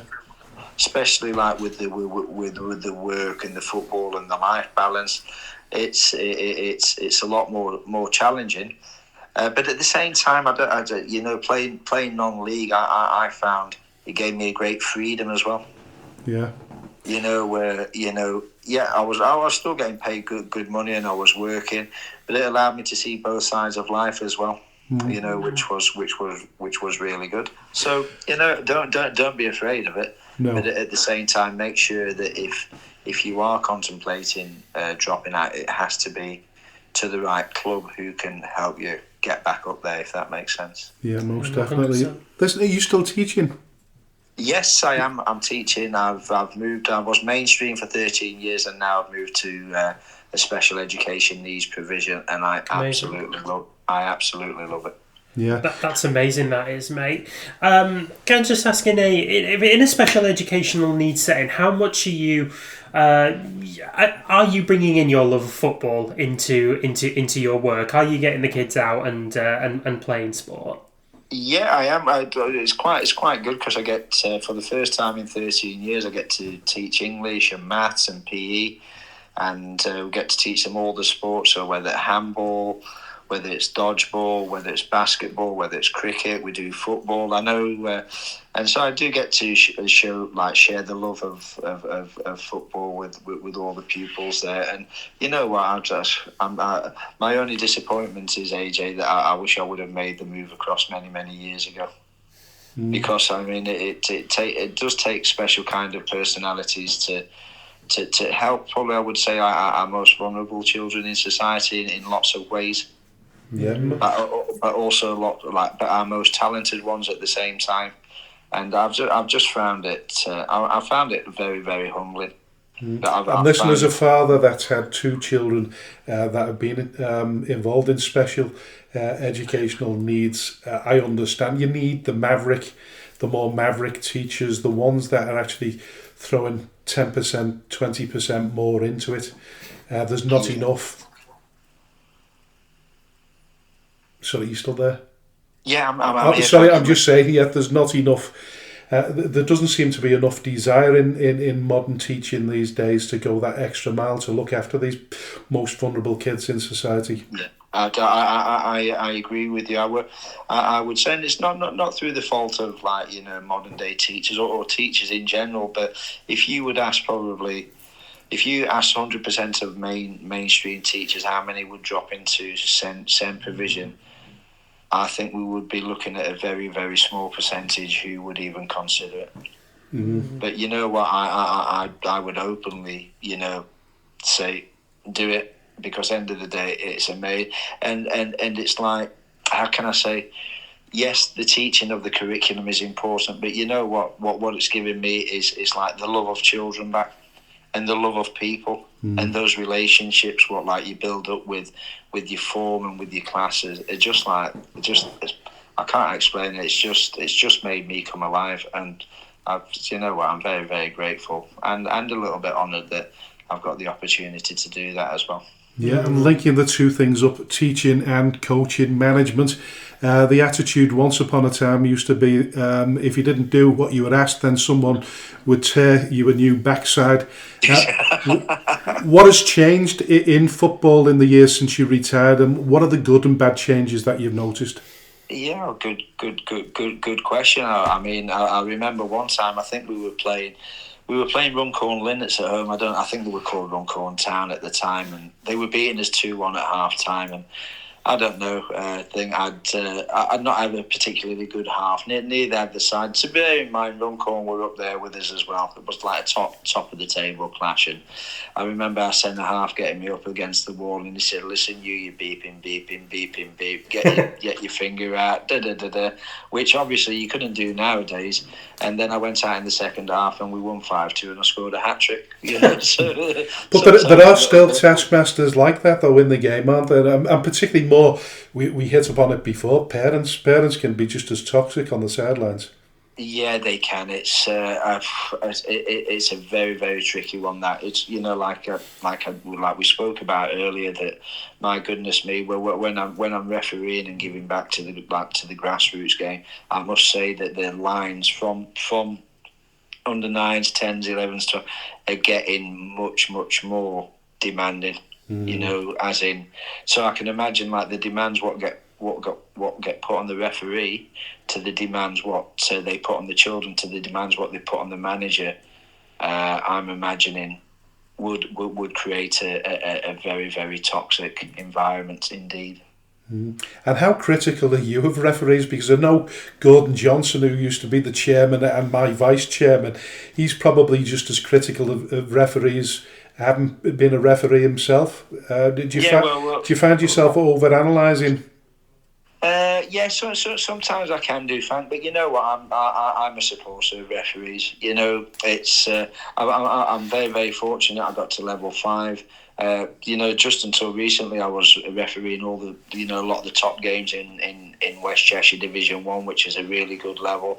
You referees go out there so we can have a game to try and make as many right decisions so the lads can enjoy the game. I'm pro referees, and you know what? Do you get all the decisions right? No. Do you get do you get some wrong? Yeah, of course you do. But I mean, the one thing I can say whether I'm doing a business house as a Prem game or a West Cheshire Division 1, if you're fair and and the lads know that, and you give consistently, fair decisions, I would say, the lads in general do come on your side. So sometimes we've got to be careful, isn't it? It's like, I think from Gordon's point of view, it's like we've got to be careful. It's like me going back to Bury, sit in the stands and say, he's not particularly good, he should be doing this better. I don't subscribe to that. I'll be like, well, he can do this really well, he can do that. Because to be fair, it is a lot easier from the sidelines, whether we're analysing referees or players, than the actual person on the receiving end of that analysis. And I think we also need to remember that and bear that in mind as well.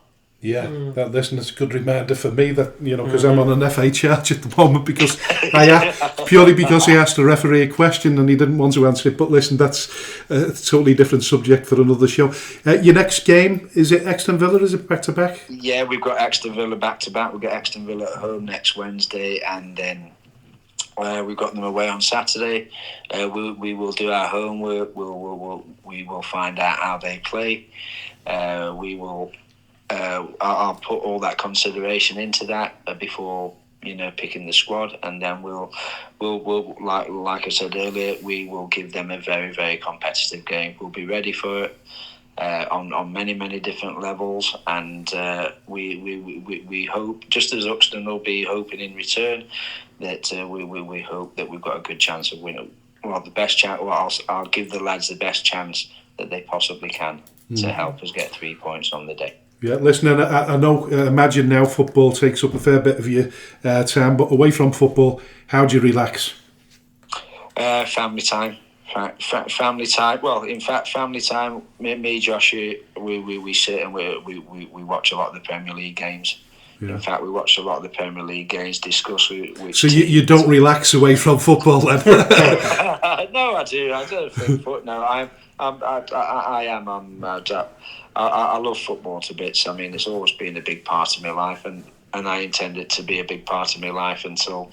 And hopefully, for Joshua grows up and he has until like grandkids get here. I do love football, and whether I am a football enthusiast or a football lover, whether it's managing, whether it's coaching, whether it's refereeing. I honestly find I can't express enough how much I just love love football. But it's the people what make it. Yeah, football's a game, but it's the people what you meet within football. And I love whether it's like the referees, whether it's the managers in the business houses, whether it's the players in the business houses in the West Cheshire League, in the Northwest Counties.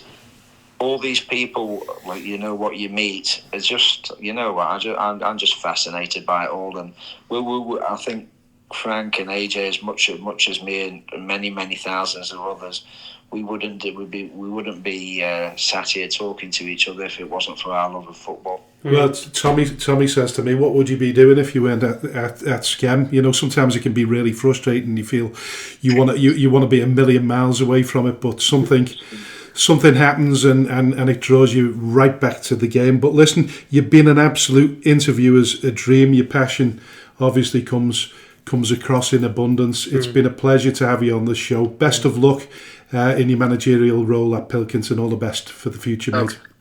Thanks, Frank. Thanks, AJ. And all the best to yourself as well, lads. Thanks very much. All the best. Bye now. Okay. Take care now. Thank you. Bye. Bye-bye. A heartfelt shout out to all the businesses supporting Skelmersdale United Football Club, especially T&W Garners and Pedro de Seda Enterprises. Thank you to everyone who donates to the club, supports our race nights, raffles, lottery bonus ball scheme and the weekly draw in conjunction with NYCBA. A special thanks to those who organise such fundraising events, with a particular mention for the incredible Lee Davis and Rowena Hughes. To everyone who stands by us both on and off the pitch, we are truly grateful.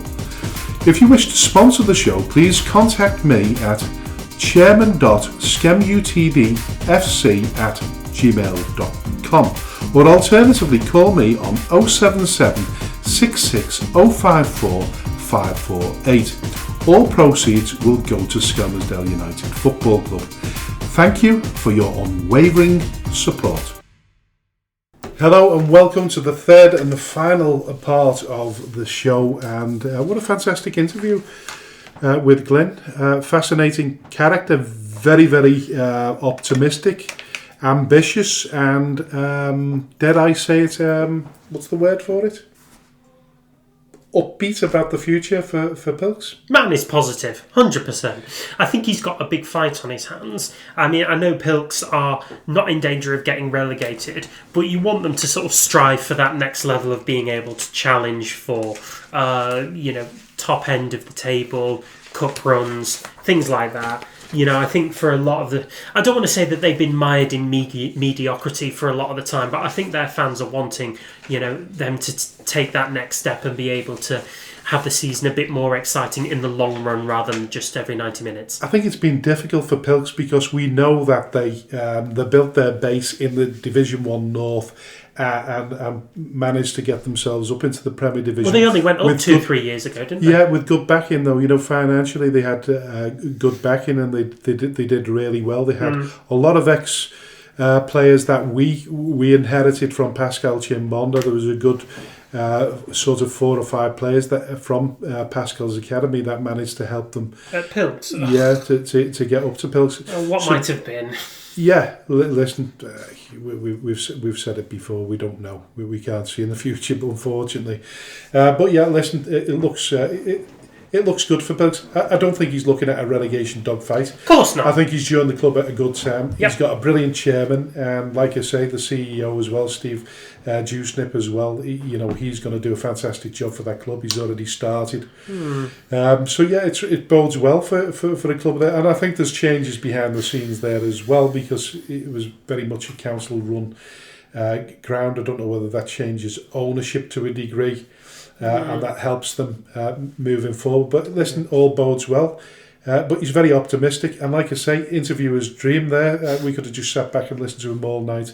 Fascinating character with like I say, a stellar football league career as well. Yeah, he's a very articulate dude, and appears like he's got an awful lot of plans for Pilks in the future. Maybe the biggest team in St Helens is their next stop. Well, listen, he's very confident, and you can't use the word cocky, because he's certainly not cocky. He's confident, but what you do find is that he's lived a life. He knows how to get the best out of players, but he's lived the dream. He's not pushed to the elevations of some players, but he said 18 years in the game, in the professional game. That's a hell of a CV. That is an amazing CV. But he knows how to balance realism with talent as well, and that's what he's trying to sell at Pilks, which bodes well for anybody that's involved. Yeah, and I think he's come across some players in his time that he knows have the propensity to go forward and be bigger. He mentioned a couple of them there, Harrison Worden and Darren Brannigan. Brannigan obviously was on Skem's books for a brief period of time, but has really kind of cut the mustard. And he mentioned Josh Wood, of course. Yeah, Josh Wood, who's playing pro at Accrington Stanley, so he may find some more jewels in there, but overall he's just going to want to mould a really good Pilks team to finish off this season and then begin their major adventure next season. But listen, best of luck to Glynn. Yep. Move on to, before we come to the predictions and the analysis of the Northwest Counties, we'll talk about Skelmersdale United Football Club. And of course, in the script there, you've already know the answer to this, but I'll ask you the question whether you knew the answer to it before. Who coined the phrase bounce back ability? Did you actually know the answer to it? I did not before I read the script. Yeah. But it was, of course, Ian Dowie. Well, that's exactly what he did. We did at the weekend against Netherley, because we were losing 1-0. Yeah. That become a sort of a little typical sort of thinking was it one of those days again, because we started off the better team. We did. The brighter team, but they were shored up a little bit by their midfield, the big lad. They had two centre midfields who really knew how to control the ball, knew where it was going to go at all times. Was making those incisive passes down to his wings. So there's an awful lot of talent particularly within that Everley midfield. And I think there were at times when we were affording them too much time and too much opportunity to make the run on at us. David Bobchek in goal had to make 3 really important saves in the first half. He was fantastic, wasn't he? Yeah, he was. Yeah, he was. He had an excellent game, did Bobchek, in between the sticks. Netherley could have, if they'd taken their chances, they could have easily put us to the sword that day. Nonetheless, from Bobchek's heroics, we were able to build a bit of a platform. We did go 1-0 down just before half-time, but then handful of minutes into the second half, Rhys Carrington's cross turned into his own net by one of the Netherley defenders. And then the winning goal coming just after the hour mark from Leighton Rimmer's long-range cross shot, which caught the keeper so unawares he fell onto his backside, and the ball floats into his net, and we win the game 2-1. It was a great football match to watch, wasn't it? It was a really good football match to watch. There were moments of real quality. There were moments of kind of heart in your mouth. Yeah. There was some real skill involved. There was some real physical tackles going into the midfield there, as there often is whenever you've got Alex Davis and Darren Askew kicking around in there. It was a really good game of football to watch, and I think it was a bit of a good springboard to get back into regular football after the Christmas period. Yeah, because of course there was that long delay, 3 weeks since we played MSB Walton on the 20th when we beat them 7-3. It was important to get a win. We managed to do that. We bounced back, which is good as well. It shows character. It's just yet another game that we've come from behind to win.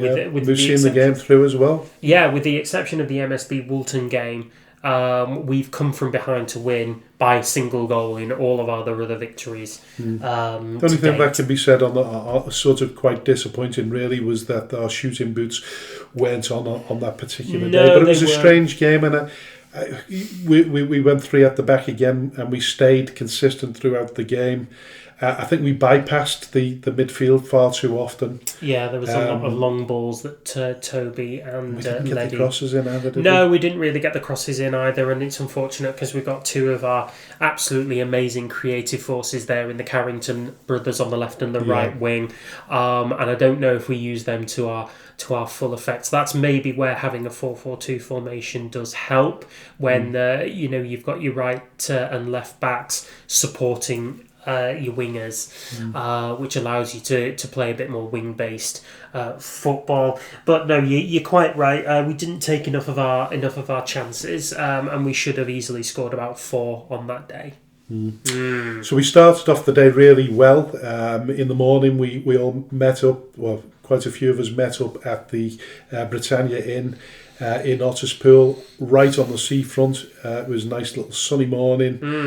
We had a bottomless breakfast, which meant that I had 4 rashers of bacon rather than grief. 2, but I'd had a workout earlier on in the day, so it wasn't too bad. So thoroughly enjoyed that. And of course then, after the game, you wanted to go for a pint, so we went down and we went back again and we revisited there. It was a really nice hour that we spent there, and it was good. And then, of course, that news started to filter through that MSB Walton Reserves had beaten our opponents on Saturday 9-1. River, yes. River, and you sort of like... opportunism. Yeah, well, we don't want to be too optimistic, do we? But, certainly not, but it's nice to go into a game with a feeling that we might win this and hopefully win it with a bit of bounce. Yeah.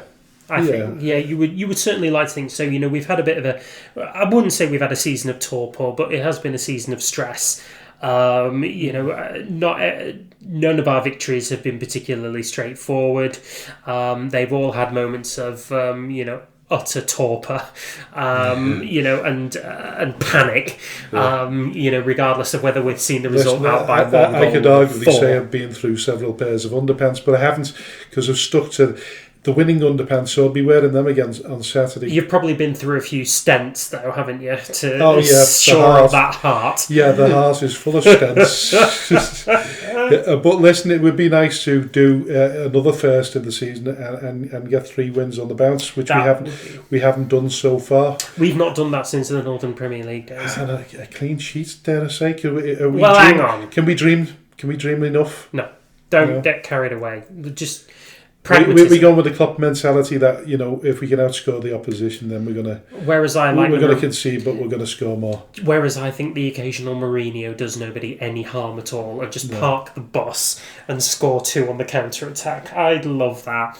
Just for a bloody clean sheet and a bit more of a comfortable win. Nonetheless, we feel, and I think the rumours are sort of true, that we do have a relatively full squad to choose from. I think we've only got 1 or 2 players that may be out on long-term injuries. I think Cam O'Neill is still out, isn't he? Yeah. But we thought that might be the case. Nonetheless, he is a blow, but the form of Connor Johnston has been a major proponent in how we've dealt with that. So we go into the game at home to River Football Club with a bit more confidence than what we normally would, and fully believe that the lads could do a job this weekend, and by so doing lift, because we are bottom of the league at Christmas, but that's only by virtue of us having played less games than our opponents, so we hope that we can get ourselves up to maybe 11th place by the end of the day. Yeah, it's possible. Listen, winning breeds confidence. I think we can see the camaraderie developing between the team. I think it's been simmering away, and it's getting better because we have more consistency in terms of the squad lineups. It's more regular. There's a pattern to it. Yes, there is. We've got far more balance within the team, and we've got some decent blokes on the bench as well. Oh yeah. Absolutely, we do. I mean, I think we've obviously lost one of our major proponents of our substitute ranks. Henry Singleton's moved to Winstanley Warriors, so we wish him the best of luck. But we were still able to call on Connor Johnston from the bench. We were able to call on Joe Turner when we needed to. We had Ethan Sheen, who came on for his debut and caused utter mayhem in there. Got himself booked before he even came on. Bit of a character. Bit of a character. Knows how to wind up an opposition, though. If you're thinking about him as a substitute player, think more Diego Costa and not Ole Gunnar Solskjaer. He really got into the heads of a lot of the players from. I did say to him when he came off the pitch, he said, "You're bloody hard work, you are." Yeah, and I think he could probably tell that as well. We've said that, haven't we, throughout this season? We need somebody that's a bit nastier, got a bit of an edge to him. Yeah, and as long as he contains that in the right manner, and he doesn't get ahead of himself. I think he managed that to a degree. So he was able to. He was our target man for the throw-in, so Zach Thomas was able to sort of throw it with reasonable confidence that he was going to take it. He's able to hold up the ball well. He was able to pick a few passes to his teammates. You want to see a bit more movement from him, and really kind of let him express his footballing capabilities. But he was a good source of help when we were trying to shut the game. There's no doubt about it. He's got a good touch. And he'll be an asset. There's no doubt about that. And do we know whether our new signings are available this week? So we've got 2. So we have. I don't know. The difficulty is getting them all to training so that you can have a look at them as well. So you can't automatically. And listen, we know anyway. 2 wins on the bounce that most of the players that are already been involved in those 2 games, they're going to get they concrete themselves into the team. Yeah, they've already played themselves into contention. There's no doubt about that. Yeah. What Andy does in terms of substitutions and whether he brings 1 or 2 of those players onto the subs bench, I don't know. But it's difficult if we've not been able to get them into a training session yet, and as soon as we can, then we can have a better look at them. But fair enough. Right now, there's not too much to complain about because they're doing the business. Yeah. And long may it continue. Yeah. But I think we mentioned it before about Bearsko. It doesn't mean that you're going to get over the line particularly, but once you get that camaraderie, it builds. Yes, it does. Builds some kind of momentum, and we know there's going to be a lot more. There's going to be the odd low here and there. We just hope that it balances out, that there's more highs than lows. Highs than lows, yes. Right. So listen, it's looking good. We're doing. We're doing well on and off the pitch, and we're obviously making inroads. Yeah, we're making inroads into getting back to Skem, and it's protracted long, and it's going to take time. But if something's worth doing, it's worth being patient, and that's what I'll say to anybody that would argue the toss over that. We want to do it in the right manner, and want to make sure that when we do come back, we hit the ground running, and it's permanent, not temporary. Again, like it's proved to be in the past. But listen, what it would really be nice to do is that those doubting Thomases now that maybe possibly get down to Marine Travel Arena on Saturday, because there's it's a 2:00 kickoff as well. If you can get down and watch and support Skem, those that have been sitting on the bench waiting, to see whether Skem are going to improve. Well, there is an improvement there. Come and see it yourself. Yeah. Yeah, and it's cheap as chips. £5 to get in there. 5 on the gate. Yeah, brilliant. £3 concessions, and £1 for kids, I think. Something like that. Yeah. Brilliant. Nice one. Listen, we'll move on to the final part of the show and our predictions for the coming week. So we start off with, like I said, we've already predicted. No, we can't. We'll have to go Cheadletown, Sandbach. I'd already gone for Cheadle. I think you went for Sandbach, didn't you? So we're still on that level there. So it's returned to the FA Vars 4th round on Saturday, and we do have. We do have teams from the Northwest Counties representing us there. Chadderton versus North Shields. Going to be an extremely difficult game for Chadderton, but I'm going to go for Chadderton. I'm going to go North Shields. All right. This one. Droylsden versus Sherwood. I'm going to go for Droylsden. South Liverpool versus Winsford. I think Winsford will be too good. Winsford. West Didsbury and Chorlton versus Nelson. I'm going for Nelson. I'm going for West. Yeah, listen, it could go either way. It really could. That's a cracker of a game. It does at least mean that the 5th round there will be at least one North West Counties team representing. Are we expecting a big gate there with plenty of smelly food? I think we always do at West Didsbury. I'd expect a crowd of around about 600 on the gate, I think. Yes. Brilliant. So moving on to the Premier Division, Abbey Hay versus Earlham. I'm going to go for Earlham. Barnoldswick versus AFC Liverpool. I'm going for Barnoldswick. Draw. Right, good. Cheadletown versus Bearscough. I'm going for Bearscough. They're on a run. City of Liverpool versus Charnock Richard. As much as I'd like to see Brodie's team do the business, I think it's going to be Charnock. Exton Villa versus Wythenshawe. I'm going to go for Wythenshawe. Glossop North End versus Ramsbottom. I think this could be a banana skin for Ramsbottom. So do I. They're dipping in and out of form all the time. They really are dipping in and out of form at the minute, and they're doing it at the wrong time. They're without a win in their last 6 games. 3 of them have been losses as well, whereas Glossop North End we know are particularly strong at home. In fact, the second best record in the division over the last 6 games. So, yeah, for me, that is a... Well, listen, we love both of the managers. We love both of the managers, at Glossop and Ramsbottom United. Have we met the manager of Glossop yet? No, we've not, but obviously he's... did I say it was Richard Brodie's team? Did I know? No. It used to be his team, of course. Did. Yeah. I think his assistant took over in the end, didn't he? He did, yeah. So he's doing a really good job since he took over. Yes, he is. There's been an improvement. They've clawed themselves well away from that relegation mire. I'm going for Glossop North End. Yeah, so am I. Right. Padiham versus FC St Helens. Padiham. I'm going to go for a draw.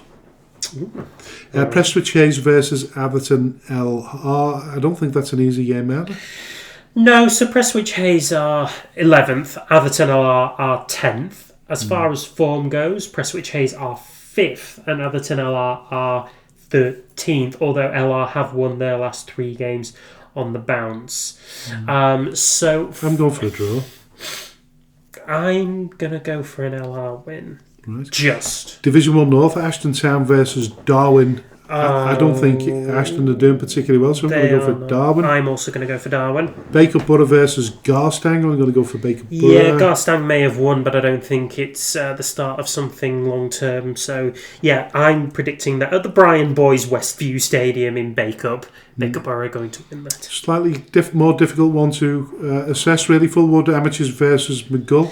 I think if McGull can keep shut of Spencer Lucas, who's really dangerous player for Fullwood Amateurs, I think they've got a chance. But I'm going for Fullwood. I'm going to go a draw here. Holker Old Boys versus MSB Walton. MSB Walton are on a roll, so I'm going for MSB Walton. I think they might do the business there. Yeah, they are on a bit of a run, aren't they? Obviously, we talked about them being 4th in the division in the first part of the show. They have actually got the best record in the division, but they still lost their last game. So I don't know which way to see. Holker Old Boys, by contrast, have a really up and down view, but we know that they're really good at home on a weekend. So Holker Old Boys for me. Yeah, well, listen, they're the sort of more mature team in that division, I think. But MSB Walton, I think, very, very fit team. And I think just purely based on fitness, they might edge that one. Steeton versus Ashton Athletic, going for Steeton. Thornton Cleveleys versus Cone, I'm going for Thornton Cleveleys. Division 1 South, Alsager versus Allscott Heath, I'm going for Allscott Heath. Asheville versus Horman, I'm going for Asheville. Barnton versus Cheadle Heath, I'm going for Barnton. Eccleshall versus Stafford Town. Eccleshall. Oh, you know what? That's a bit of a derby, really, isn't it? Is it? God, I don't know. It's close. I have no idea where Eccleshall is in the grand scheme. No, listen, I'm going to go for a draw. Fine. Market Drayton Town versus Runcorn Town. Sorry to say, but Runcorn Town. Yep. Well, not sorry to say, we're friends of both, aren't we? But Sandbach United versus Foley Mere, I'm going for Sandbach. So am I. Shawbury versus New Mills. I think it's going to be New Mills. Stockport Georgians versus Wolverhampton Casuals. Stockport Georgians. Telford Town versus Camberley. Telford Town. Yeah, it's all quite straightforward, that, isn't it? Yeah, Lancashire Challenge Trophy second round. Really strange, being played on a Saturday. But Daisy Hill versus Longridge Town. I'm going for Longridge. Longridge Town. First Division North Monday. Main Road versus AFC Blackpool. Going for AFC Blackpool. Tuesday, Premier Division, Atherton, AFC, Liverpool versus Stockport Town. Going for Stockport Town. Atherton LR versus Prestwich Hayes. Well, that's a quick turnaround. That's a back-to-back. I'm predicting Atherton LR to do the double. Everton LR. Well, I think Everton LR will win that one. Fine. Bearscough versus Charnock Richard. I'm going for Bearscough. Yep. Cheadletown versus Chadderton. FC St Helens versus City of Liverpool. FC St Helens. Yeah, FC St Helens. Ramsbottom United versus Earlham. Interesting one. I think that could be all the hallmarks of a draw. Same. Yeah, I'm going to go for a draw then. Wythenshawe versus Paddington, big game. That's a huge game. That first versus second. Yeah, but I still think Wythenshawe will win that game. I do, yeah. And listen, that'll sort of cement their credentials at the top of that division. I think that'll make a big difference at the end of the season. I think you're right. Tuesday, First Division North, Ashton Town versus Droylsden. I'm going for Droylsden. Actually. Yeah, Droylsden. Yeah, listen. If all the predictions go as we think they will, Ashton Town, after being beaten by Ashton Athletic over the Christmas period, was it?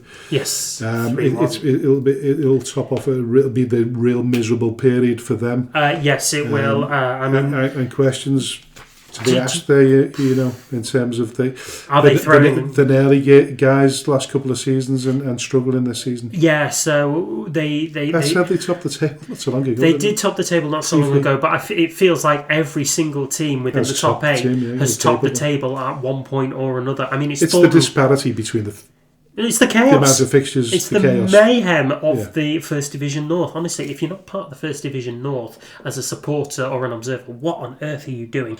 Anyway, Ashton Town, I think the wheels have kind of really come up. Now, they've still got some absolutely class players in there. You know, Mikey Howard in particular, absolutely on fire in the goals this season. But defensively speaking, they do look very nervy at the back, and I think that's more their undoing. So I will say that Droylsden are likely to win that game at Barton's Stadium. Well, I mean, that was quite refreshing when we were talking to Glynn before, because his focus wasn't on the attack or the midfield. It was shoring up them defences. I don't want to sound like a broken record, but it is the way. You've got to shore up the defence. Work hard in that area. Yeah. And something for us as a football club, for Skelmersdale United Football Club, to learn from. I mean, we're getting that way. But listen, when you're putting performances in like that and you're 45 years of age, whatever he is, Fitzy was probably 40. one of the men of the matches. So yeah, 40. Sorry, he's 40. He's 40, but he's probably one of our players this season at the minute. Yeah, but him, Bobby, had really good games, and you look at the left back there as well in defence. Zach Thomas, yeah, brilliant. Leighton Rimmer's growing in confidence. Scoring the winning goal will do that. We're getting better. So I mean, I've gone off track a little bit, but listen, Droylsden for me anyway. Fulwood Amateurs versus Darwin. I'm going to go for Fulwood. Holker Old Boys versus Daisy Hill. I'm going for Holker. So Division 1 South Allscott Heath versus New Mills. I'm going for New Mills.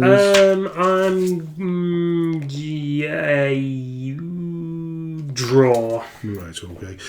So Stafford Senior Cup second round on Tuesday. Foley Mere versus Wolverhampton. Casuals going for Foley Mere.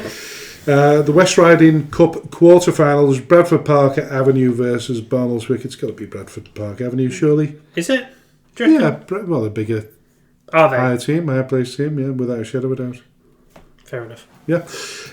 Premier Division on Wednesday. Pilks versus Exton Villa. Ooh. I think Glynn's going to get something out of this game. Yeah, I think he is. I mean, what are we looking at in terms of the form table? So now? In terms of the form table, Pilks are. Do you know what they're doing? They're doing reasonably well. No, they're not. They've got one win in their last 6 games with 5 defeats, 20 goals conceded, 6 scored. Exton Villa, by contrast, won their last 4 games. So there's 2 points gap between them in the table, but Exton Villa have played 4 games less. I feel like Pilks have probably got to start somewhere. Did he mention he's strengthened a little bit? He's got about another 5 players to come in. He said that he was going to be bringing another 5 players in. And we're listening to him, reading between the lines, it's the defence that he's shoring up. So it is the defence that he's and it's the defence that he's got to. No. So Pilks have conceded 84 goals this season. That's the second worst in the division, beaten only by City and Liverpool's 93. They've scored 43 goals, which is easily the best of the top 8. Okay, so there is capability up front. If he's shoring up the defence like I think he wants to shore up the defence, and particularly if he's targeting Exton Villa's fullbacks, which is their main proponents for attack, he'll get this game. Home win. Home win? Yeah, look, listen, I totally agree with you. I'm going to go for a home win myself. I'm hoping he gets off to a flyer. But yeah, I was surprised. I thought you were going to go with Exton Villa. Not on this one. If they can close down the 2 fullbacks... Sorry, Matt Atherton, I know that you're a former guest on the show, but we're going to talk about this one. Yeah. If he can shut down the Exton Villa's 2 fullbacks and Rajapal, who is their danger man up front... Yeah, he's the most potent force they've got there. Exactly. Shut down those 3, game's in the bag. Yeah. West Didsbury and Chorlton versus FC Alaman. I'm going for West Didsbury. West Didsbury.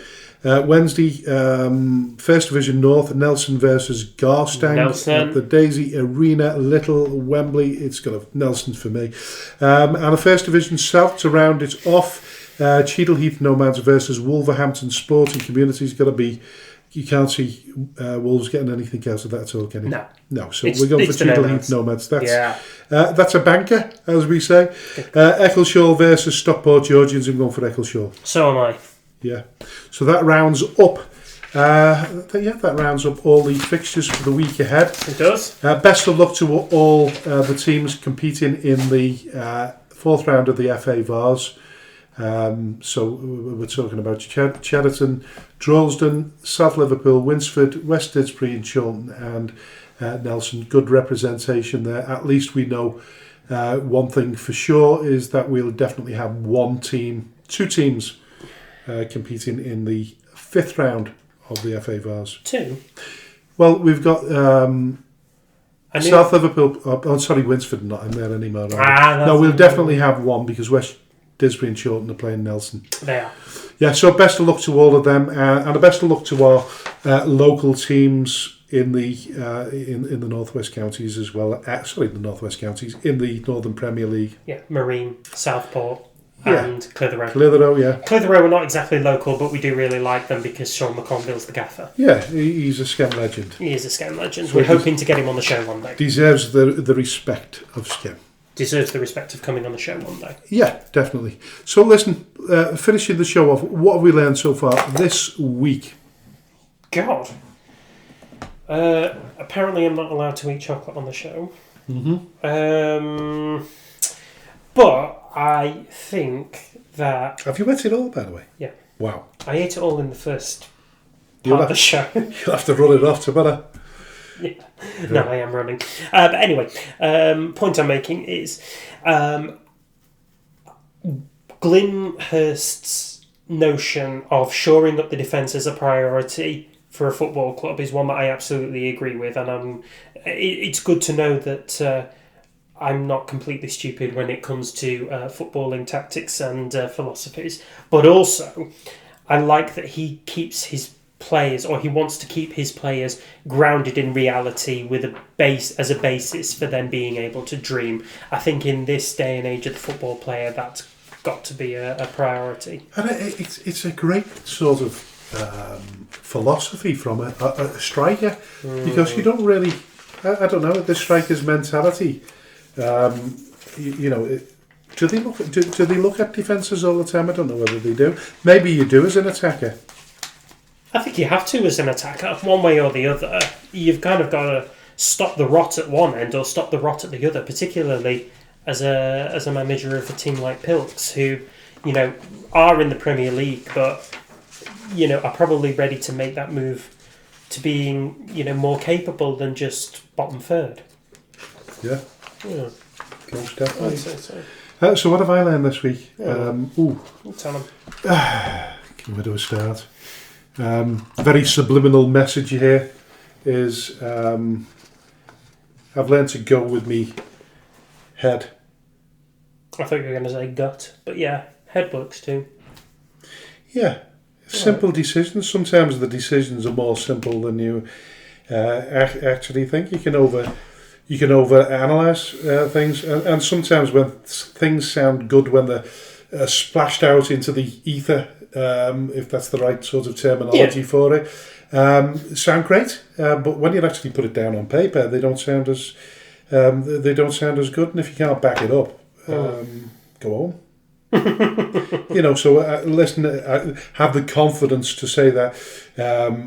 I think the decision making sometimes, it's erratic, and we don't always make the right decisions. But I think when we do, we know we're making the right the right decisions. So it's making those right decisions, and like I said before, having a good sort of work-life balance as well, and not taking things too serious. It's easier to do all of this when you feel as though you're in a better place than you were a few weeks ago, particularly after, when we get battered 9-4 by, who was it? Grenadier. That was like hell on earth, wasn't it? It was like Armageddon. It was just chaos, wasn't it? Yeah. Emotional chaos more than anything else.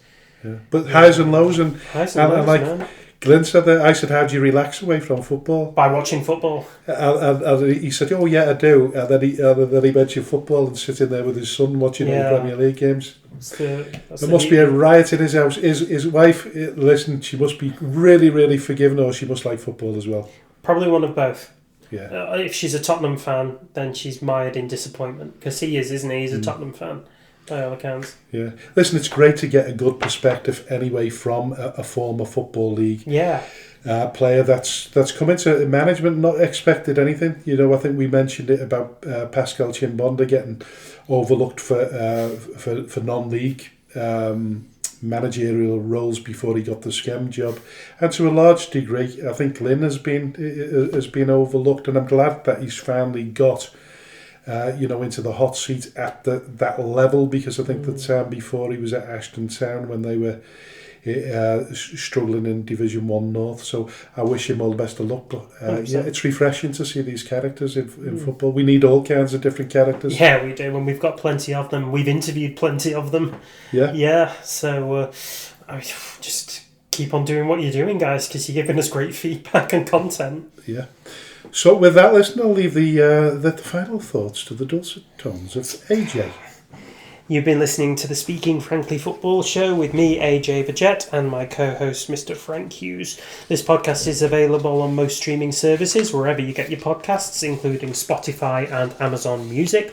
Please rate and review, as we do thrive off hearing your feedback. Please also subscribe so that you can find out firsthand when a new episode of the show has been released. We are also available on social media sites, most prevalently X and Facebook, under the banner term Speaking Frankly Football Show. And so from myself and Frank, we thank you very much for tuning in, and we will see you next week for another episode of the show. Until then, bye-bye for now.